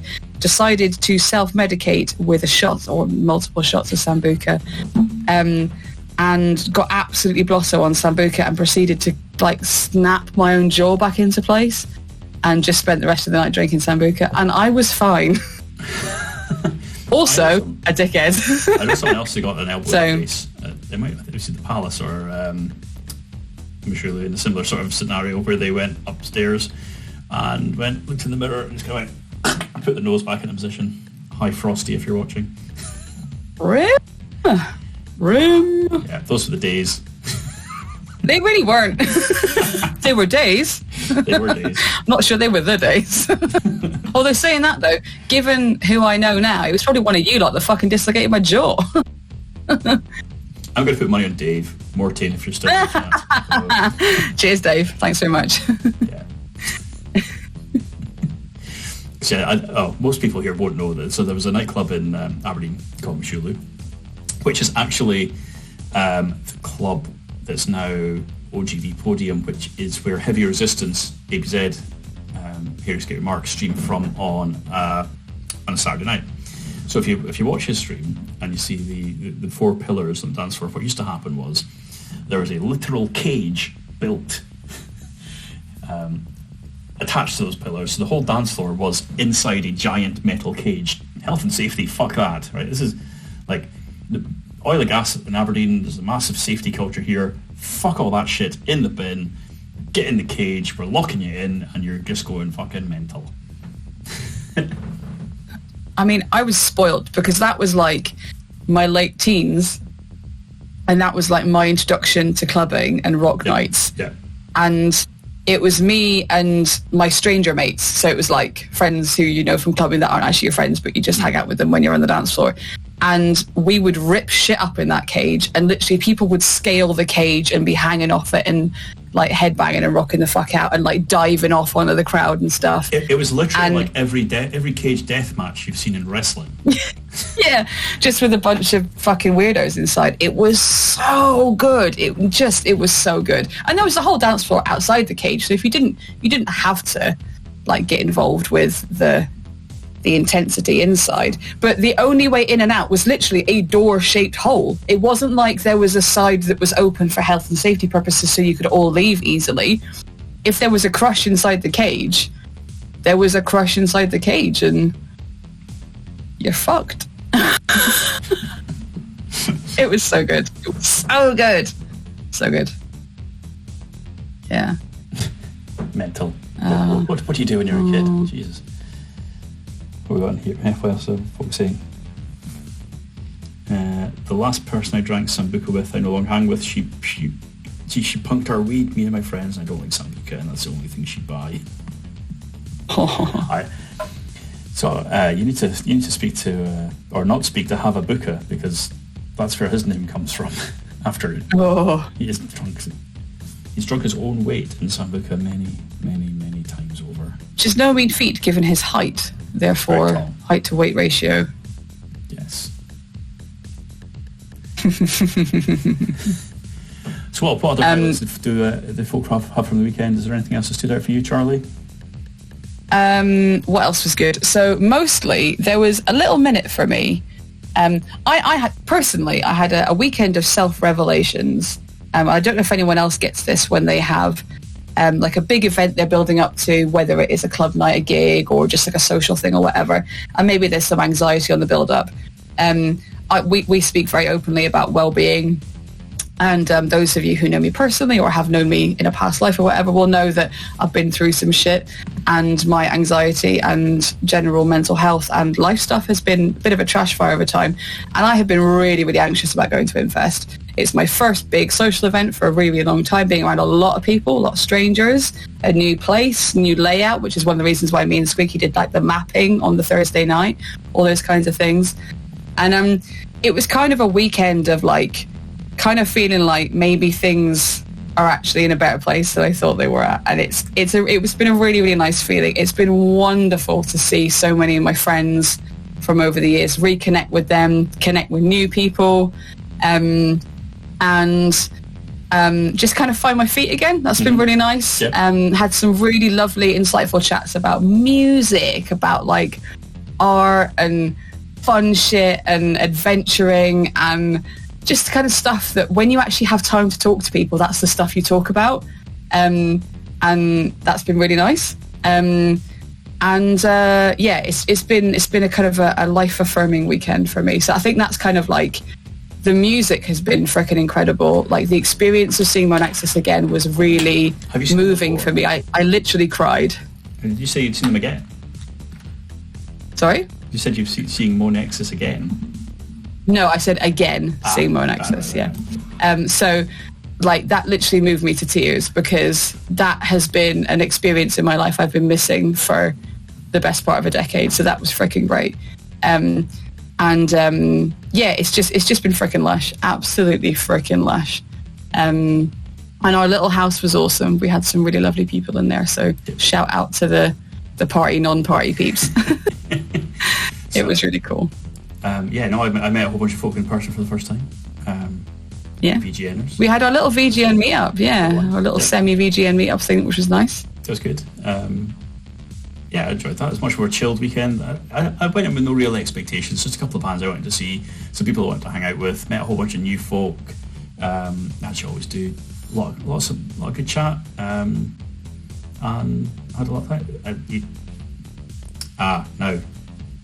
The catering was amazing. I really, really liked the food that was on offer from the grill at the back of the venue. That was really actually probably the one consistently priced till in the venue. They were lovely people as well. They were so nice. Yeah. I drank a lot of their tea. The food was very nice. I went back multiple times for the lovely chicken wrap. It was so nice. I did eye up their vegan burger, but decided against it in the end because food, evil. Yeah. It's not actually evil. Food is very good and very important, but food can be evil to me. One thing that was missing from catering was proper coffee. I would have very much appreciated some kind of proper tea coffee situation with multiple options. That would have been freaking like the absolute icing on like a really fucking great cake that was this weekend. I would have been really, really grateful for at like midnight been able to stagger in there and been like, please can I have a latte?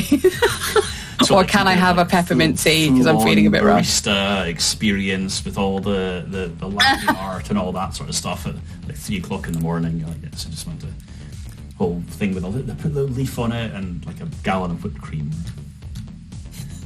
I just need a decent coffee because all literally they had were sachets of Nescafe and peachy tips, and however much that does fill a hole. Like if you're like me and you weren't drinking that weekend, you're on soda water and tea basically, and it would have been nice to have had a proper coffee because there were a couple of moments when I was really flagging. My pain was really bad, my mobility was starting to go a bit wonky, so I needed to go and have a bit of a proper sit down for proper time, and that is often best accompanied by a large hot comforting cup of something deliciously caffeinated. That would have been freaking great. So Miss Hire says we demand cake, which reminds me of one of the events that we haven't spoken about yet, which was the charity tea party. Did you partake? I did, and it's really, really lovely. So the cake thing started as a nod to our beloved Tails, who is a very, very dear friend of mine and I miss incredibly. So I've not been able to make it to any of the Infest since he passed. In fact, the last time I saw a lot of the Infest crew was at his wake. And that was a very different time. So it was lovely to kind of get along to that and have a little Tales-related moment at Infest for me. And the cake selection was freaking incredible. There was lots of sweet treats and scones and big slabs of delicious things. It was just done really, really nicely. And there was tea and stuff and just lots of chilled vibes and sitting around. It was really nice actually because it was kind of lunchtime-ish into the afternoon, and it was like a good few hours, so you could just sit and graze if you wanted to or go away and come back again, and all of it was just for the charity. So there were a few charities, and I've actually forgotten the list of the charities this year. The whole of the Infest charity bucket situation was raising money for, but there was a few of them on the list, and everything from the cake thing. So the cakes were all donated by various attendees, and then all the money that people were throwing in the bucket while we were there were going to those as well. So that was really cool. Also, Death by Muffin says, woo, sober buddies, what up? Whoop, whoop. I was totally sober all of Sunday. So the charities, Candle Lighters, who are supporting people affected by children's cancer in Yorkshire, Samaritans, who provide support to people in emotional distress, and the United Nations High Commission for Refugees, their Ukrainian refugee appeal. Fucking rad. I think. So yeah, so the tea and cake, the general buckets around the place, and the Tixie Licks are all throwing in for that. Yep, and if you were entering the, or if when you filled in your feedback form, if you wanted to enter a prize draw, small donation required as well as part of that. Yeah, and one lucky motherfucker who happens to be on this screen won something in the prize draw. Yes, I did. So we were chilling out back at the halls, and it's like, oh, Charlie's like, I'm just going to pop up to my room, get something. I'm downstairs with Squeaky in the kitchen. I'm like, oh, my name is on that list. I suppose if you had to, the box office closed at 2, so you had to. This was like 1:30 in the morning. You have until 2 o'clock to get to the box office. So like, Squeaky, I'll be back in a minute, because I'm not. I was still there. I wasn't asleep, but I would have had to post it. Just get it. So the selection, I went for the big pile of stickers. So there was some Glass Apple Bonsai, the Commanders Union. I've totally pinched the grab your face badge. Yes, there were some badges as well, yeah. What else was there? There was Caustic Ruined Infest, the stickers for that. Mm-hmm. A bunch of those, so a bunch of random stuff. Oh, Rhino Mittens won a doof tote bag. Nice. That's high quality tote bagness.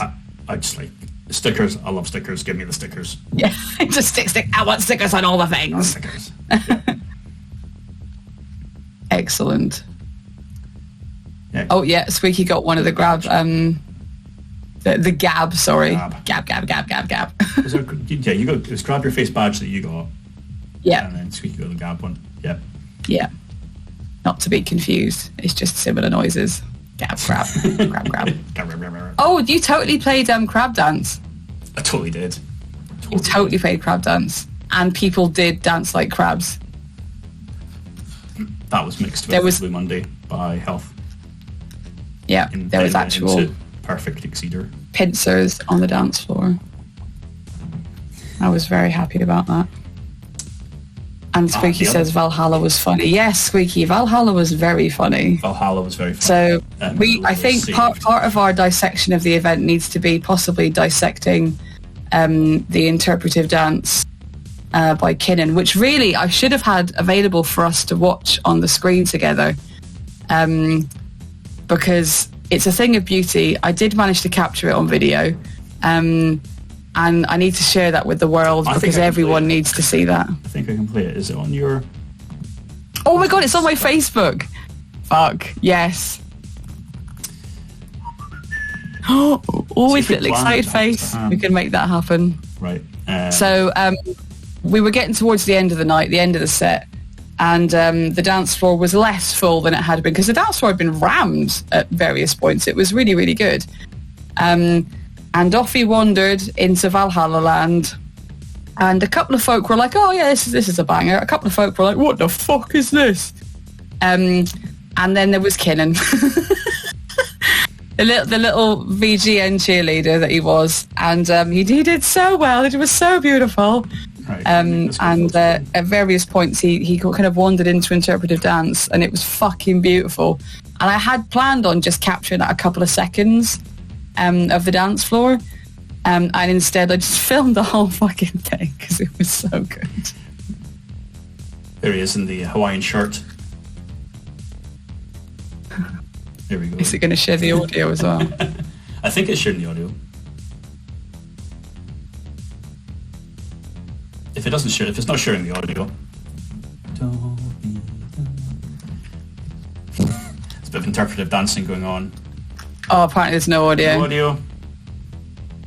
I think you can already tell from what's happening. It's just the gentle swaying at the beginning, and everyone's trying to figure out what is this song. Kind of sounds a bit kind of like yodeling and kind of weird. And then there we go, Kinnan's kicking off. Yeah. So there we go. Let me get rid of that. There we go. Giving it laldy. Yeah, that was funny. I was really tempted to drop it early night, but I know that it's not necessarily, like as I said it a lot earlier, there, I found there's a lot of tracks and bands that I thought were more known than they actually are. I knew that this definitely wouldn't be known. So if you didn't know it, you would have a what the fucking fuck is going on? He just stopped it when he starts his interpretive dancing hands. It's so good. He's got he goes from rave hands to interpretive dancing hands quite rapidly, and it's incredible. I might have to put that up on the VGN page actually, because my personal profile is so locked down, no one will be able to see it. You might be for good reason. Yeah, you can put it up there, or I think you can probably post it on Discord now that we've had some support on that, and people can post files and shit now. That's a very good point. Yeah, thanks for the Discord boosts, peeps. Very much appreciated. Yes, it is. You're all very nice. Why are you so nice to us, weird, you silly people? Fair. We very much appreciate it. Yeah. What else did I play? There was hang on, I have to go and get something. Bear with me. Oh, he's going to unplug his ears. Don't leave me alone with the stream, dude. Terrible things will happen. Terrible things! We were talking about that during our filming at the weekend, the fact that there's all this stuff that just keeps happening, and basically all the weird shit that happens with the stream is completely my fault, and I'm definitely not sorry. And it usually happens when he's not noticing. There's even some commands now that we have that he had no idea.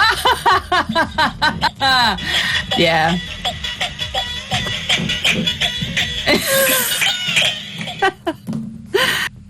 Oh yeah, so the stick. The stick is a gift. It's a gift that I bought for Fizz. Because whenever I see him, I've got to buy him something. Just some little token of bullshit. It's not a token of love, it's a token of bullshit. And because I heard, along with infecting VGM with Baby Shark during this year, I also infected the place with the stick song. And I was looking for something Baby Shark related. I genuinely was, to get him something, just a little shark, a little token shark. But I was let down. But what I was gifted instead was the sight of a singing stick in the shop. So he ended up with that instead.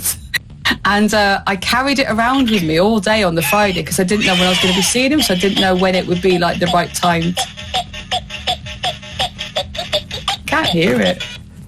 It's singing. It's so good. But it kept going off in my bag, and it meant that at one point I was with Scotch McNeil, the delightful Scotch McNeil, Scotch McPanda, in Subway, and he was buying me a coffee. I actually did coffee, and we were like, "Where's that music coming from? What's that?" Oh yeah, that's a stick song. Shit. And my bag was singing the stick song while we were just casually trying to explain to this guy why I needed a latte. And yeah, that's just my life. So the one unanswered question that we had around the stick song this weekend, on Saturday and Sunday, was, what was the track that I mashed it up with? Because everybody just kept... Yes. I can reveal exclusively here, you've heard it here first, it was Transmit Lieback. Ah, yeah, it was so fucking subtle because most people didn't even notice that the stick song was playing. They were too busy, like, doing their thing, rocking out, having a great time. And me and Squeaky were like, yeah, stick song! Dickheads. Yeah, total bellends. Absolute bellends. But as Skeever says, because you are the best bellends in the world, thank you. As are you. Kind of less Team VGN, more Team bellend.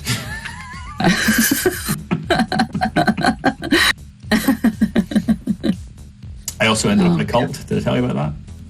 You did join a cult, didn't you? I wasn't in it long enough to find out anything about the cult, but it sounded good on paper. There was paperwork involved? Well, there's a little bit of paper I peeled off the back and got it stuck in my head. Was there a contract on that little bit of paper because you don't know what you signed up for, dude? I was quite late. I was very tired. Apparently the googly eye gave consent from what I heard. Well, that's the most important thing, Death by Muffin. As long as there's a consensual googly eye situation, that's all I care about. I did see Dr. Jeff, apologising for giving all the googly eyes to Tim, who does I think Tim does in charge of most of the hospitality stuff at Infest. Does a fantastic job of that. And also indoctrinating people into cults. Graham came up to our little table of people later on the Sunday, and he was kind of like looking a bit dishevelled and had obviously had a bit of a weekend, and he came up to us with a large Ziploc bag full of small white things, and he's like, I've nearly given all of these away now. And we kind of had to do like a quadruple take, and it was like, dude, are you aware yourself? Are you aware of the situation? Because that looks... Oh, they're googly eyes. Oh, okay. Okay. We don't have to call this in. That's fine. I think there were probably enough googly eyes floating about for 2 per person for the entire festival. My Bluetooth speaker got googly eyed. Because my Bluetooth speaker was like the non-party house system for the kitchen, and I actually don't know when that happened. It was out doing the thing, and then I took it away and it had googly eyes on it. That's the other little web that has woven its way through the weekend, was the unplanned soundtrack. So me and Squeaky had made a very cobbled together playlist for us to not cobbled together. We had actively chosen the stuff that was on it, but we didn't curate it. We hadn't like planned a certain order or anything. Playlist for our road trip element of us coming to Infest. So on the way up the road, we had our little I just see Lexi's message. Lexi's comment. Oh god, it's going to be like the tissue paper in the washing machine. Oh god, no. But yeah, so we had our little playlist, and that was great. And then over the weekend, there were like different kind of moments that we were doing different things that required a soundtrack, and it was picking like from the different playlists, but not making new ones. So I was going back through other playlists that I've set up for other things and choosing like for the mood. I really, really enjoyed that. That was great. So like on like the Saturday afternoon, again, time is a myth, I've got no idea, we had like a trip hop afternoon, and it was so nice. It was just totally the right vibe for the room, because it was like just loads of like 90s 2000s trip hop as well. So it was like just that nice kind of Bristol vibe trip hop, and it was just a really nice chilled, not infesty sound kind of thing, and that was lovely. My current favourite kind of heavy rotation Dark Icelandic playlist is doing a lot of heavy lifting this weekend as well, and it was just really nice having some different stuff on rotation that wasn't just miscellaneous like goth EBM playlist. So yeah, that was another little highlight for the weekend, I think. Yeah, I think if you have to hoover out your washing machine of googly eyes, Lexi, you might have a little problem. I'm not sure that's going to be covered by insurance or the warranty. Yeah, it's covered under travel insurance for going to a festival, breaking your washing machine on the way back. Yeah, these googly eyes under my travel insurance. Hey, Stevie Blue, tea and trip hop. Yeah, heck yeah, it was nice to have you there. That was lush. Yeah, I imagine Death by Muffin, your Northbound playlist, was doing some pretty heavy lifting for you, given how much of an epic journey that was for you. That was that must have been. What was on your playlist, Death by Muffin? What genre journey were you on, my dear? Gosh, I managed to not listen to any music in the car because I felt I kind of start spacing out to it, and I get it's getting more in it, and just don't focus less on the driving. Prefer a bit of chat, so it's actually the only time these days I listen to podcasts. Yeah. Churned through quite a few episodes up and down the road. Don't ask me what they were about, but it just felt like I had somebody in the car talking to me. Aw, nice. We had some excellent karaoke on the way back. Me and Squeaky were absolutely giving it laldy. It was great. Created by Nordic Viking. So all I can think, that just makes me immediately think of Dr. Peacock Trip to Valhalla again. so Death by Muffin's Northbound journey was just Valhalla on repeat for God knows however many hours you were stuck on your journey. So, Squeaky, one of my happy memories of the weekend was when I played I Dance Alone, and my friend hadn't heard it before, and it blew his mind. That was immediately after I had somebody come up and ask for specifically for me to play some goth, but not remixes or covers or anything. I was like, I think you might like the next track. And he went, okay, wandered off, and then was immediately seen on the dance floor dancing to Black Book, I Dance Alone. That was a double whammy then, so that's two people that got hit by that track. That's really nice. Unless it was Spooky's friend. And I don't think it wouldn't have been, no, because that's John, and Jonathan he wouldn't have been play some goth, but he would have, like, yeah, totally. That Black Book track is an absolute anthem. It absolute anthem. I just realised how much of a dick thing that sounds to say. they have some. All of their tracks are absolutely fantastic, and I like them all. And they have an album coming out soon. But I Dance Alone, I think one of the first few that they did is just it's an absolute banger, and I wouldn't have been surprised to walk into the karaoke and hear someone giving that proper treatment. Me. That would be me. I'm kind of sad I didn't. Although I'm also kind of sad that you and me didn't go and do a Baby Shark duet, because that's a missed opportunity right there. Nobody else has sung Charlie. Literally nobody. Let's still time. We have microphones. Just going to have a quick look at the last Black Book track I got sent a couple of weeks ago, because Dark Tunes always send them out with a little bit of artist blurb and a little bit of what's going on. See if there's anything interesting mentioned. Speaking of bands that are on or have been on Dark Tunes, so one of the stories of the weekend was that one of the lovely fellas from Olger, however you want to pronounce it, there is definitely a specific pronunciation, but I will always get it wrong, was at Infest, obviously naturally having been playing the warm-up show on the Thursday night.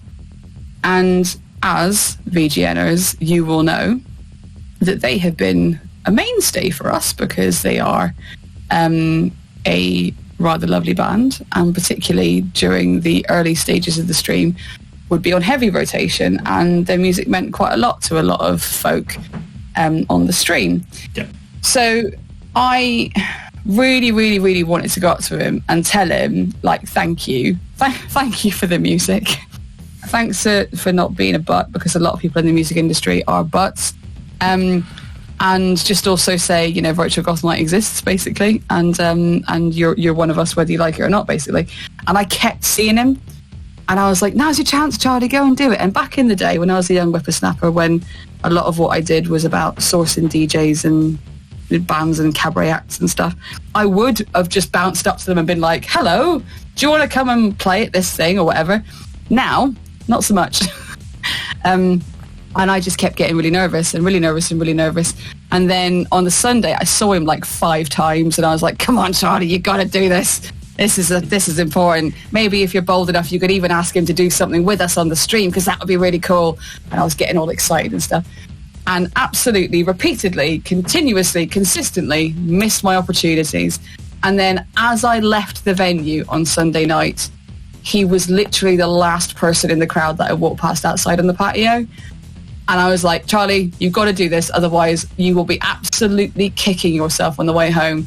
So I did that dickhead thing of walking past him, stopping, turning around, really obviously doing this, so it was like not out of shot, like he could definitely see that I had done this, turned around, came back and went, I'm really sorry, excuse me, I just have to say, I think your music is excellent, and thank you very much for being great and very nice. Thank you, goodbye. And exactly that voice. Exactly that voice, and everything. And so basically I'm a dick. We know I'm a dick, and it's been proven that I'm a dick. But at least I said thank you. I was actually really disappointed that Olger were playing on the Thursday night at the warm-up party, because I couldn't go. So I saw them in Glasgow a few months ago when they were touring, and the gig, it was in the bottom of the 13th Note, which is it's kind of like a cafe, but it also sells alcohol. It's more than a bar, I think. The tiny little room. Was really not a lot of people there, but actually the guys playing the blinder, it was amazing. And then I had a similar, we'd like to say hi, we'd like to thank them, because I think it was just the guys really, and a couple of friends that were on the tour. Their management weren't there, so it was the management that were able, that were sending me the tracks that they're releasing. So I would have, I don't know, I just would have felt better speaking to them, because I've already spoken to them on email, and I don't know the guys. So me and Andy were like, and then the small amount of other people there were all like, sign my stuff, and we were just like, we really need to get up the road, and we don't know when, I don't want to just kind of hang about too much, but I don't want to butt in, and people are having their time with the band as well, so I didn't want to kind of just go, excuse me, don't you know who I am? Been absolute fucking bellend. Don't you know who I am? Yeah. I'm the guy off the internet. Yep. So that was my Olger gig, but so they were amazing. So I was really disappointed not to be able to see them again. Yeah, I would have loved to. I couldn't afford the gig before on the warm-up gig. That would have been a nice little bonus edition. But yeah, I would love them to straight up just play Infest. That would just be fucking great. I think they'd work well in the lineup, to be honest. I heard that the Night Train, I think, was the venue in Bradford. I heard it was absolutely rammed. Yeah. Pretty much at capacity, so they were doing quite a struggle, I think, to get in. But so So I have found some information on Black Book. Okay. The last single I got sent was Minefield, which was hilarious because I played it. And then Neurocypher had a moan at me because he just put in a request for their previous track, and it's like, I put in a request for the latest Black Book and you didn't play it. I'm like, I just got this one yesterday. What are you complaining about? Oh. I think it was not paying attention when I said this is the new Black Book single. But have you got any goth? Could you play some goth, please? Yeah, that's exactly it. So the Black Book are releasing a new album, or in fact not new album, it's their first album, debut album I think, so all the singles will compile into this, called Confessions of the Innocent, which is due for release on the 14th of October 2022. So that's a couple of months, about 6 weeks. Get your pennies ready. Yeah, so that'll be that's going to go down quite well. So yeah, I thought Squeaky would like that news. Yeah. that's not enough ease, Squeaky. We need to up the ease. There we go. Doop, sorted. I was half disappointed that Clack did not follow up Move Any Mountain with Ebenezer Good. Oh, that would have been the vibe I was in. A sneaky little segue. Yeah. But I had a look at their Bandcamp and they've done a couple of other covers. Addicted to Love. I was surprised. I was like, oh, okay. And actually that's really good. And then I sent you that one earlier, which I might play on. I'm not decided yet if I'll play that on Friday. Although I'm also tempted to play Move Any Mountain, or maybe I'll play both. And then someone can request it afterwards saying, why didn't you play any Clack? Yep. Yeah. Turn up and find out what I play. If I play anyway, maybe it won't. Totally will. Maybe I won't. Maybe I won't. Maybe I'm just a mysterious guy. I've got no idea. Or as we say in this area, maybe's I, maybe's no. Mostly no. Hey, Nats has pre-ordered it. Nice. Ah, see? Look at you. Yeah. Keen bean? Yeah. I know what I'll do with that. I think I'll try and get some Bandcamp codes for some giveaways. Oh, you sneaky little bean. That is a very good idea. Let's see if we can do that. Although don't tell Nat, because she'll be a bit gutted. Sorry.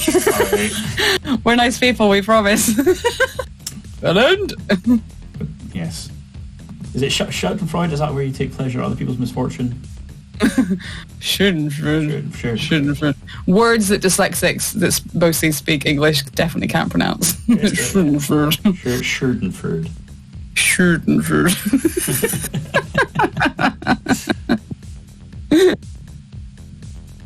You Schadenfreude.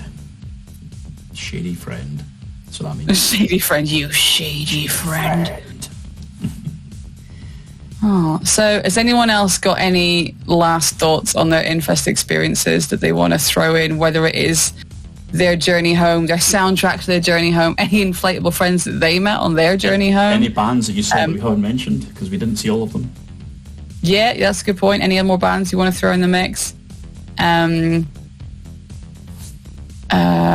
Any other restaurants apart from the amazing Indian that you went to, or Cafe Shadow? I know a few folk went to Omar's. Omar's is quite a traditional. Yeah, that's the Infest classic, isn't it? With the curry night with a table sized naan bread for not very much pennies. It's always a good the size of an actual naan. Yeah, didn't actually go this time. Just no, not too fast actually, but it's always quite good if you're looking for somewhere to go for a curry. Plenty of people rate it very highly. The Greg's Outlet. The good old Greg's Outlet. So is that like where like they're just getting rid of stuff that's coming close to its date, or they literally yeet out all the stuff that's on its way, and they're just they package it up so it's multi-packs, and then it's just, you go in and it's just crates and crates and crates of all the deliciousness that you need to eat that day. And you can also get coffee, but there's nothing else hot. Nothing's hot in there. It's literally just what's there. Okay, so it's not like they've got a whole bunch of like steak bakes that have just kind of gone wrong a bit. No, this is more, they've been baked, they were on display in the shop, it got to the end of the day, and then rather than bin them or put them to whatever like street feeding team or whatever, however they do it. They package them up in, you know how you can buy 4 sausage rolls or whatever. They just do that with them. They package them up and then they put them in the outlet. Not everybody does that. Having it right next to student university halls and everything. Yeah. Oh yeah, Squeaky and that lot found a bunch of tunnels, and there's all pubs and shops and stuff in the underground places. And I need to go and explore that another time because that sounds really cool. There's called something like Sunshine Vaults or something. Skeever, definitely you need to do Infest. I think you'd frickin' lose your shit if you did. And you'd fit in very well. Sunshot Vaults or something like that.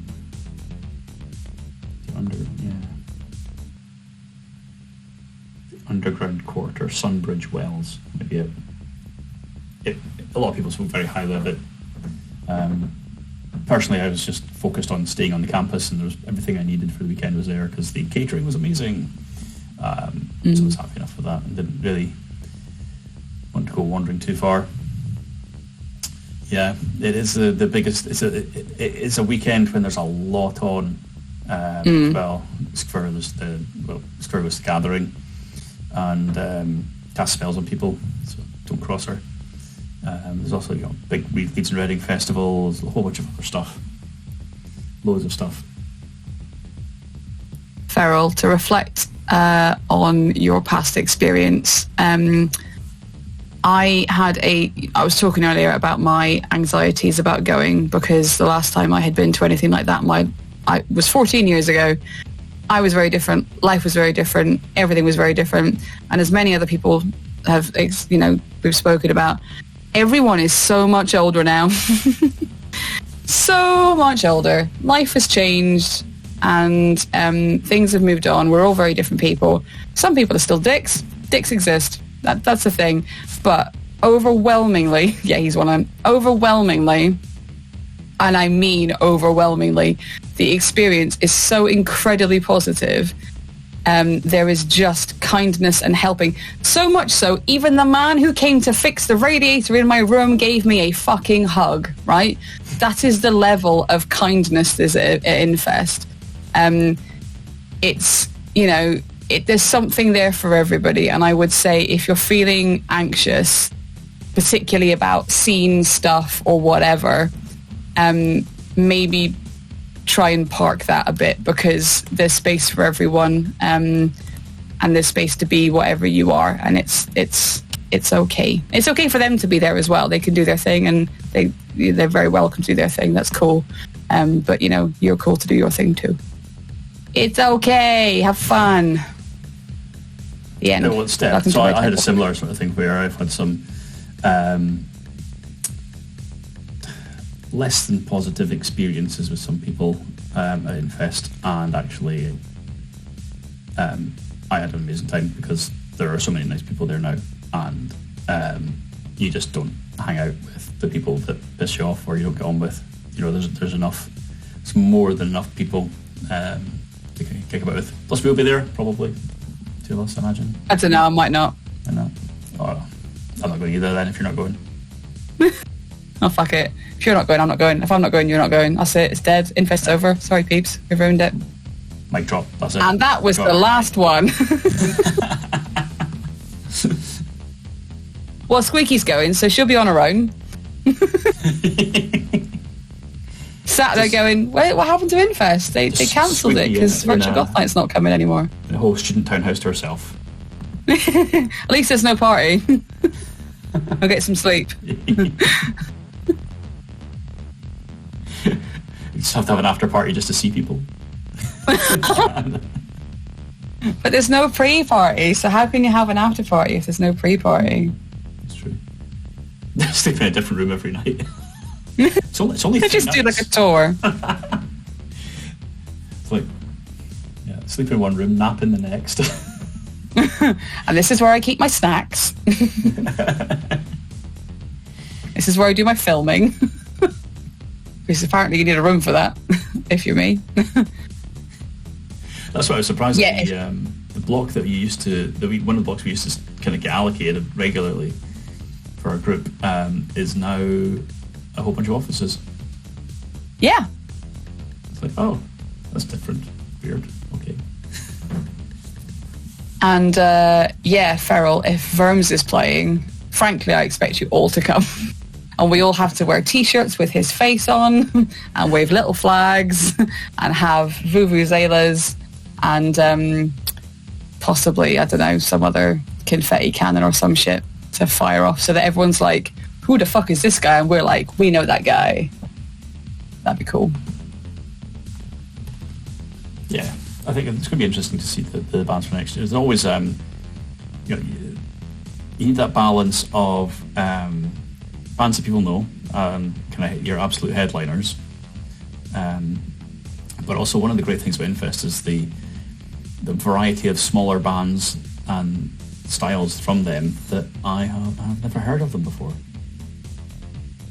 I really need to get better at listening to some of the Spotify playlists that people put together, because I always think I'll go check out the bands, but then it's the mental effort of finding the band list, then looking up Spotify, working out if the most played tracks from them are the ones that are actually the good ones, or if they're just like maybe a bit more mainstream, or a cover of something that.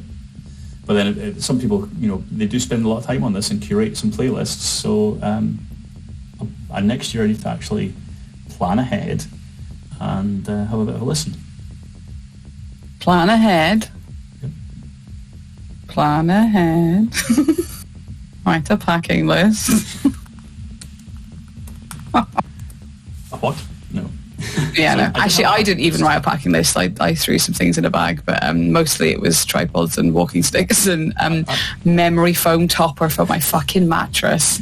Yes. I brought stuff with me, but all the stuff was to make my nest as comfortable as possible, mostly to bring as much cope with me as possible, so that I had a comfortable nest to recharge the beans overnight, so I had the beans to enjoy, like, my time there, because so much of me is broken. I need the nest to be comfortable.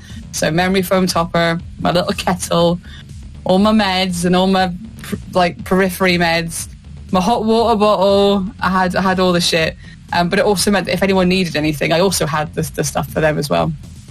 And that was definitely yes, it was more stuff to bring, but I'm so glad I had that stuff. The little comforts when you end up having a no pout, you can got a little bit of safe space so you can just go back, chill out. Yeah. So I did have a packing list. I took it from the last one I made, which was from the last Infest event, however many years ago that was, and copied that, edited a bit, blended off some stuff, threw in a whole load of extra stuff I didn't need anyway. At least I wasn't missing anything. Yeah, you definitely weren't missing anything. Apparently, except for a mattress topper and a Boral kettle. Yes. Honestly, it's not just to be clear, it's not just a portable kettle, it's a folding kettle. A kettle that folds. What? How does that even work? Shall I go and get it and show you? Yes. Meanwhile, right, I will show all of the lovely people the one thing that I forgot to show them while we were talking about Augur. Oh, that's sweet. Right, BRB. My Augur t-shirt, which is the wrong way around. I'll mess with flipping and stuff next time. Yeah. Ooh, that is a while. Didn't take it. I should have taken it to Infest, but then I thought, well, there's going to be a lot of people going to be wearing Augur t-shirts probably because they'll have seen them on the Thursday night. And, yeah. Maybe an animation of what, Unixmer? Comfort for the win. I found the jury's bed too far and there wasn't any give. I found the jury's beds too far down a fucking hill, which is the number one reason for me going into the halls. And there are apparently some accessible bedrooms now in the halls allocation as well, which are kind of ground floor, so suitable for people with mobility issues. Yes, the hill is absolutely brutal, especially with new rocks and wheelchairs and things. Yep, absolutely, there are accessible bedrooms in the halls.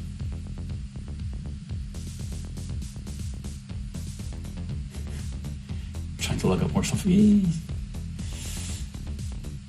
is a bit of a trade-off, when you go to halls, you do need to take a little bit more stuff with bedding, but yeah, sleeping bag, I just took sleep bag and a pillow with me.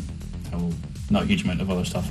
I did, however, run out of shower gel, and then ended up trying to have on Monday morning, finding what things that I had with me that would pass or work a similar way, because I had gone to actually go to the shop to get some more, and got derailed by bumping into one of my very lovely friends from Glasgow, and we stood and had a massive long chat about loads of stuff just in the middle of everything at the kind of grassy hill bit going between the halls and the venue.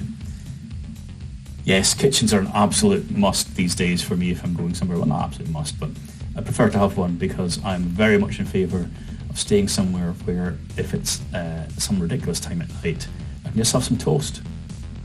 I didn't take any bread with me, but I just like, if I wanted to have toast, I could have toast. I don't have to deal with room service or the fact that there's no facilities there. Don't mind catching up with people in the pub the next day. Yep. Caught up with so many people.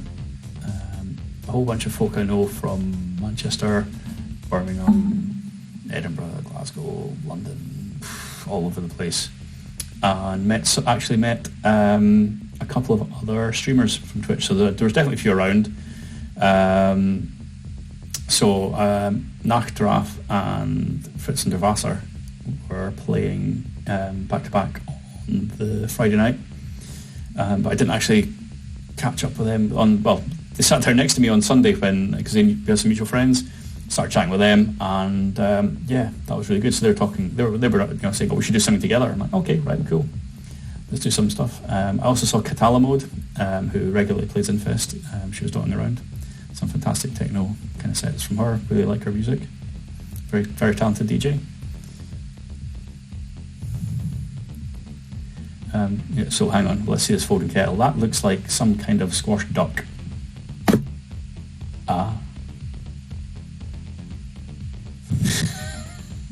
There you go. It's a kettle. How long did it take to boil? Maybe 2-3 minutes. It's literally an electric kettle. But you can just put it in your suitcase, and then it's so satisfying because it makes a really good thonk noise as well. It did. I heard that. It's so good. So folding kettles are the fucking future, man. Make the noise again, because that was quite satisfying. I'll make the noise without me talking over it. Okay, hang on. Just give me a moment. Reset. Does it make a different noise if you push it down? Or does it just make old person noises? Shut up. That's just me. Remind me to talk about the old person noises in a minute, because there's a beautiful moment from the weekend that involves old person noises. Right, you ready for the thump? Right. Go. That's fine. Fucking sample the shit out of that. So, the old person noises. So, we are old people. Some of us are older than others. But some of us are more broken than others. And we were doing some filming in my room, which required us both to sit on my bed. There's the beginning of the filming. I had to hit go on the camera. Go is the technical videographer term for record. And this involved me kind of clambering up to press the button. And then I had to sit back down and kind of get myself into a position that didn't make my pelvis scream. And in doing so, Fizz was sat next to me, and he kind of readjusted himself and kind of went, oh. And then at the same time, I was getting down and I went, oh. And my hip went bunk and made this almighty cracking noise, which is audible actually on the video. It's so loud. And then I continued to make more noises, and basically the full kind of first 2.5 minutes of the video are just us making old people noises. And I hadn't actually realised how bad it was until I went to edit it today and actually got to watch it back in its raw form. It is shocking. No person should make that noise, either with their mouths or in their physical form. It's shocking. And the best bit is, at the very end, we make the same noises again as we get up. So yes, we're old people. We're all very broken. It's great. So yeah. But that's going to be good. I think once you get through the time to kind of edit that all down and smoosh in the other stuff. Yes, the other stuff. That's like a little... It's not a secret, but there's some stuff. There's some stuff on the way. That's like the mystical teaser for what's coming. There's some stuff on the horizon for VGN. And I'm kind of working on how we announce that. That's kind of what this video is, but it's also another thing in itself. And that sounds very confusing, but I promise it's also a fully formed idea. So what we've got here is basically we're teasing a teaser. Oh, that sounds naughty. Yeah. Nice. Yes. Yes, bodies are a scam. I think they're a frickin' conspiracy. Pre-teaser. A pre-teaser. It's like yes. we're not releasing a Marvel film here, right? There's not going to be a tiny little sneaky little like. I might do it. I did do post-credits things during all the goth tasking stuff, so maybe I should do another like Marvel style post-credits thing for this one. I'm going to start doing that with Friday nights. 1-ish, finish stream, we're raid, you've got to come back like half an hour later and then there's just like a little snippet of something playing. It'd just be you sat in your pants drinking a cup of tea. That's it. Every Friday night at 1:30, just a really tired face, just like, oh, fucking hell. Yeah, that used to be, well, I wasn't tired, it was just like, oh, fucking hell, oh, so much booze.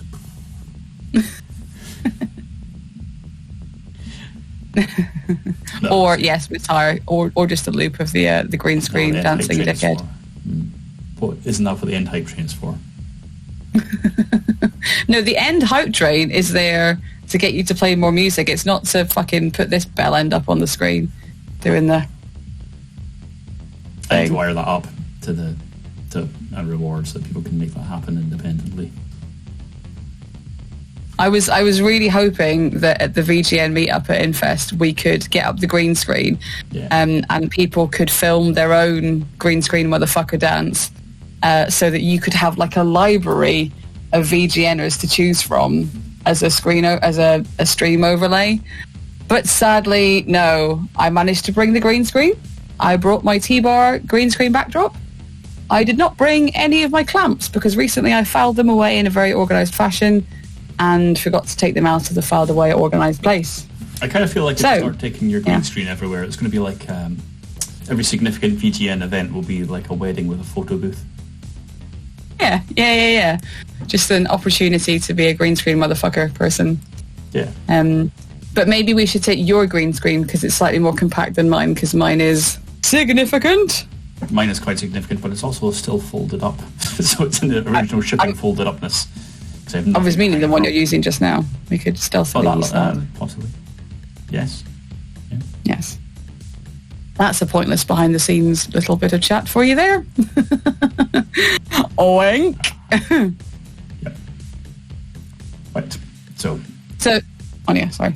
No, sorry, I didn't mean to interrupt you. Yeah, we plotted about lots of things on pre-video. We did. We got some ideas about doing some non-VGN stuff.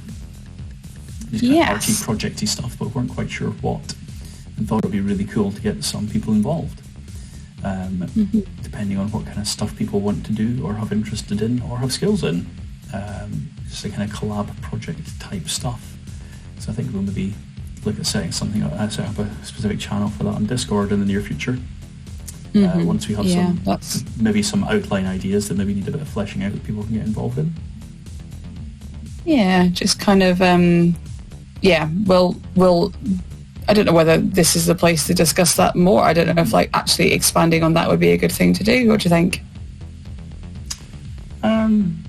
I think or should we save that for its own thing? Save that for its own thing. We need to kind of kick around and condense some ideas down because we're quite big. But we end up bouncing lots of random shit off each other.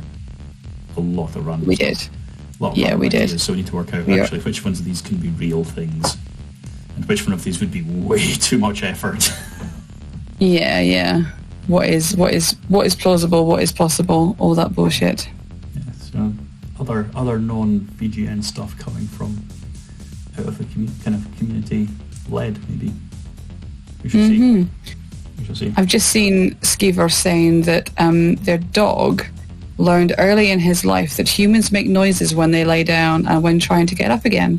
So he started mirroring that early, and it's adorable, especially when both he and Unixmer does it at the same time.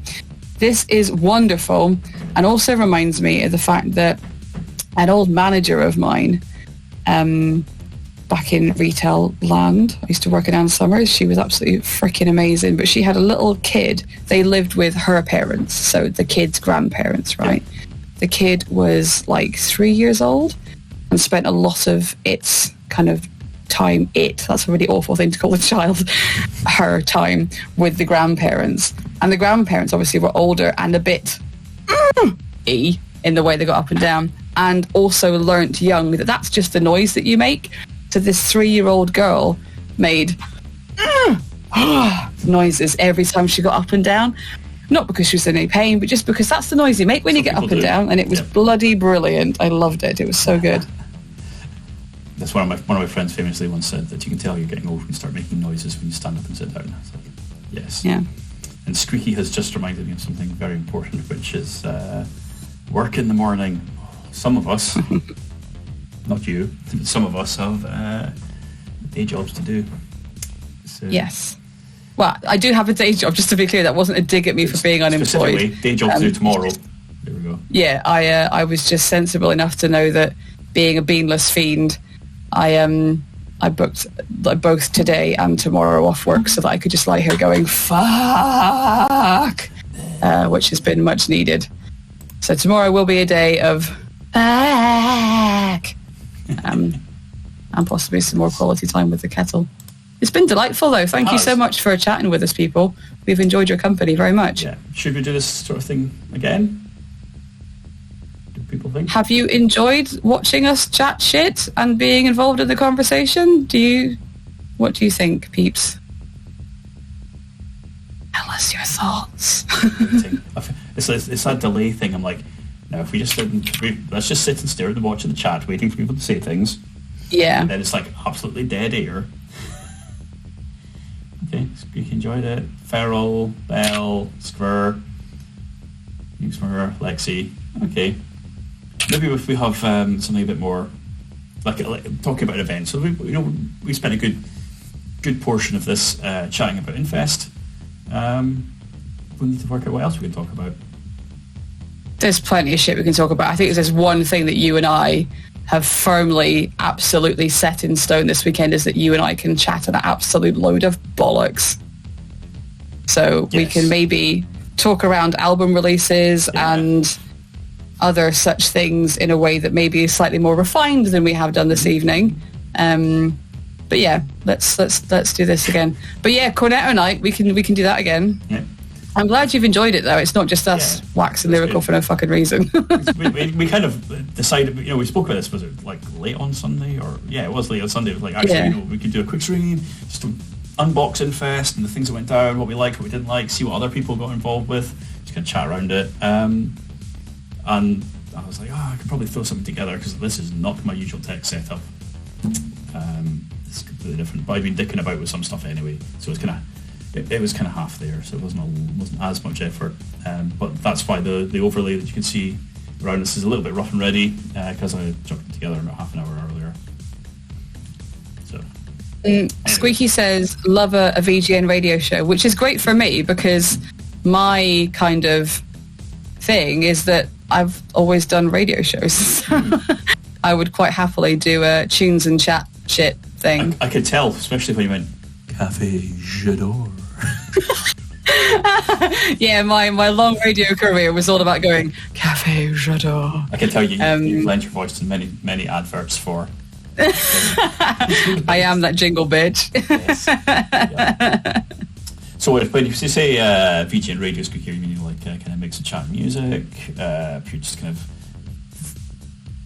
talk goth radio?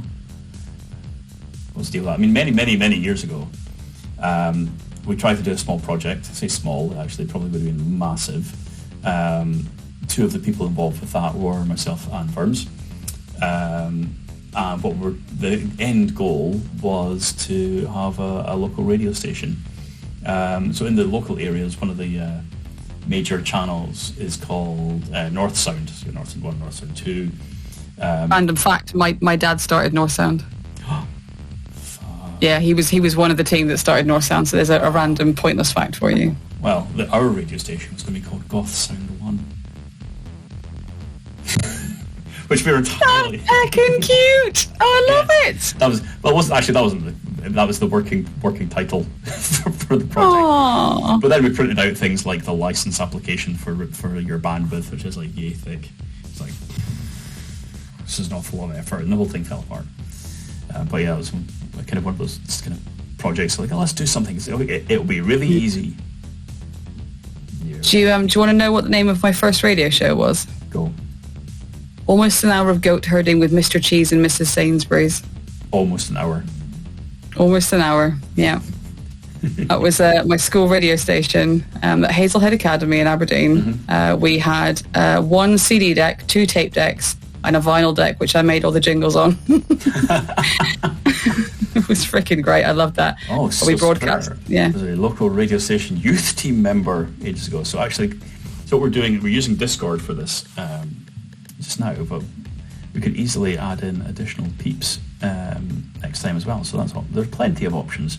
So if you have some ideas or what you'd like us to talk about, maybe drop it in chat on Discord.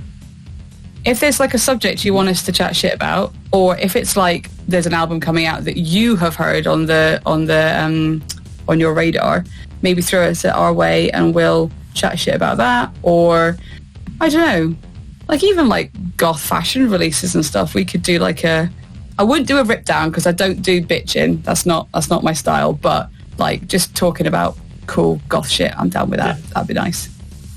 Cool. Wholesome goth content. So I think we're going to try and stick this recording of this thing up on YouTube as well. Rough and Ready, maybe. We'll give it a look. Mostly rough. Maybe, not very ready. See if anybody actually ever listens to it. And maybe they'll have some ideas as well. So if you're listening from the future, hello! What up? Yeah. Right. Should we wrap up there? I think we're good. Yeah. Thank you again, peeps. Much. We love you. You're fucking rad. Yeah. And take your meds, drink some water, have a sandwich. Friday night, 9 o'clock, Virtual Goth Night. Whoop, whoop, whoop. It is that thing. Do that. Come and hang out. Like I do that. It's thing. lovely. Yeah. All kinds of good shit and music that goths like. And possibly some marbles and sharks. Yeah. Yeah.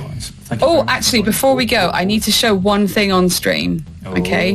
And it's something that is in the background of all of my camera views whenever I'm on the dance floor. And I'm not sure it's very obvious, but I do need to show this. Is it the shark with the top hat?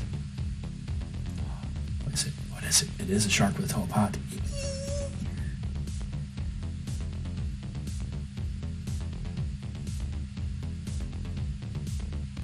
It's a shark with its own DJ Arricc Virtual Goth Night hat on. It's not a top hat, it's a tiny little Virtual Goth Night badged hat. It is. It's so good. So I have a tiny DJ Arricc shark in the background. Does it have a name? Sorry? Does the shark have a name? Bellend. DJ Bellend. DJ Bellend. That's it. As of now, that is DJ Bellend as resident in Octo HQ in the background of every stream. Brilliant. Tiny toothy Arricc. That's what Havabuka says. Thanks. Right. Thanks again, folks. We'll hope to see you on Friday night. Push the button.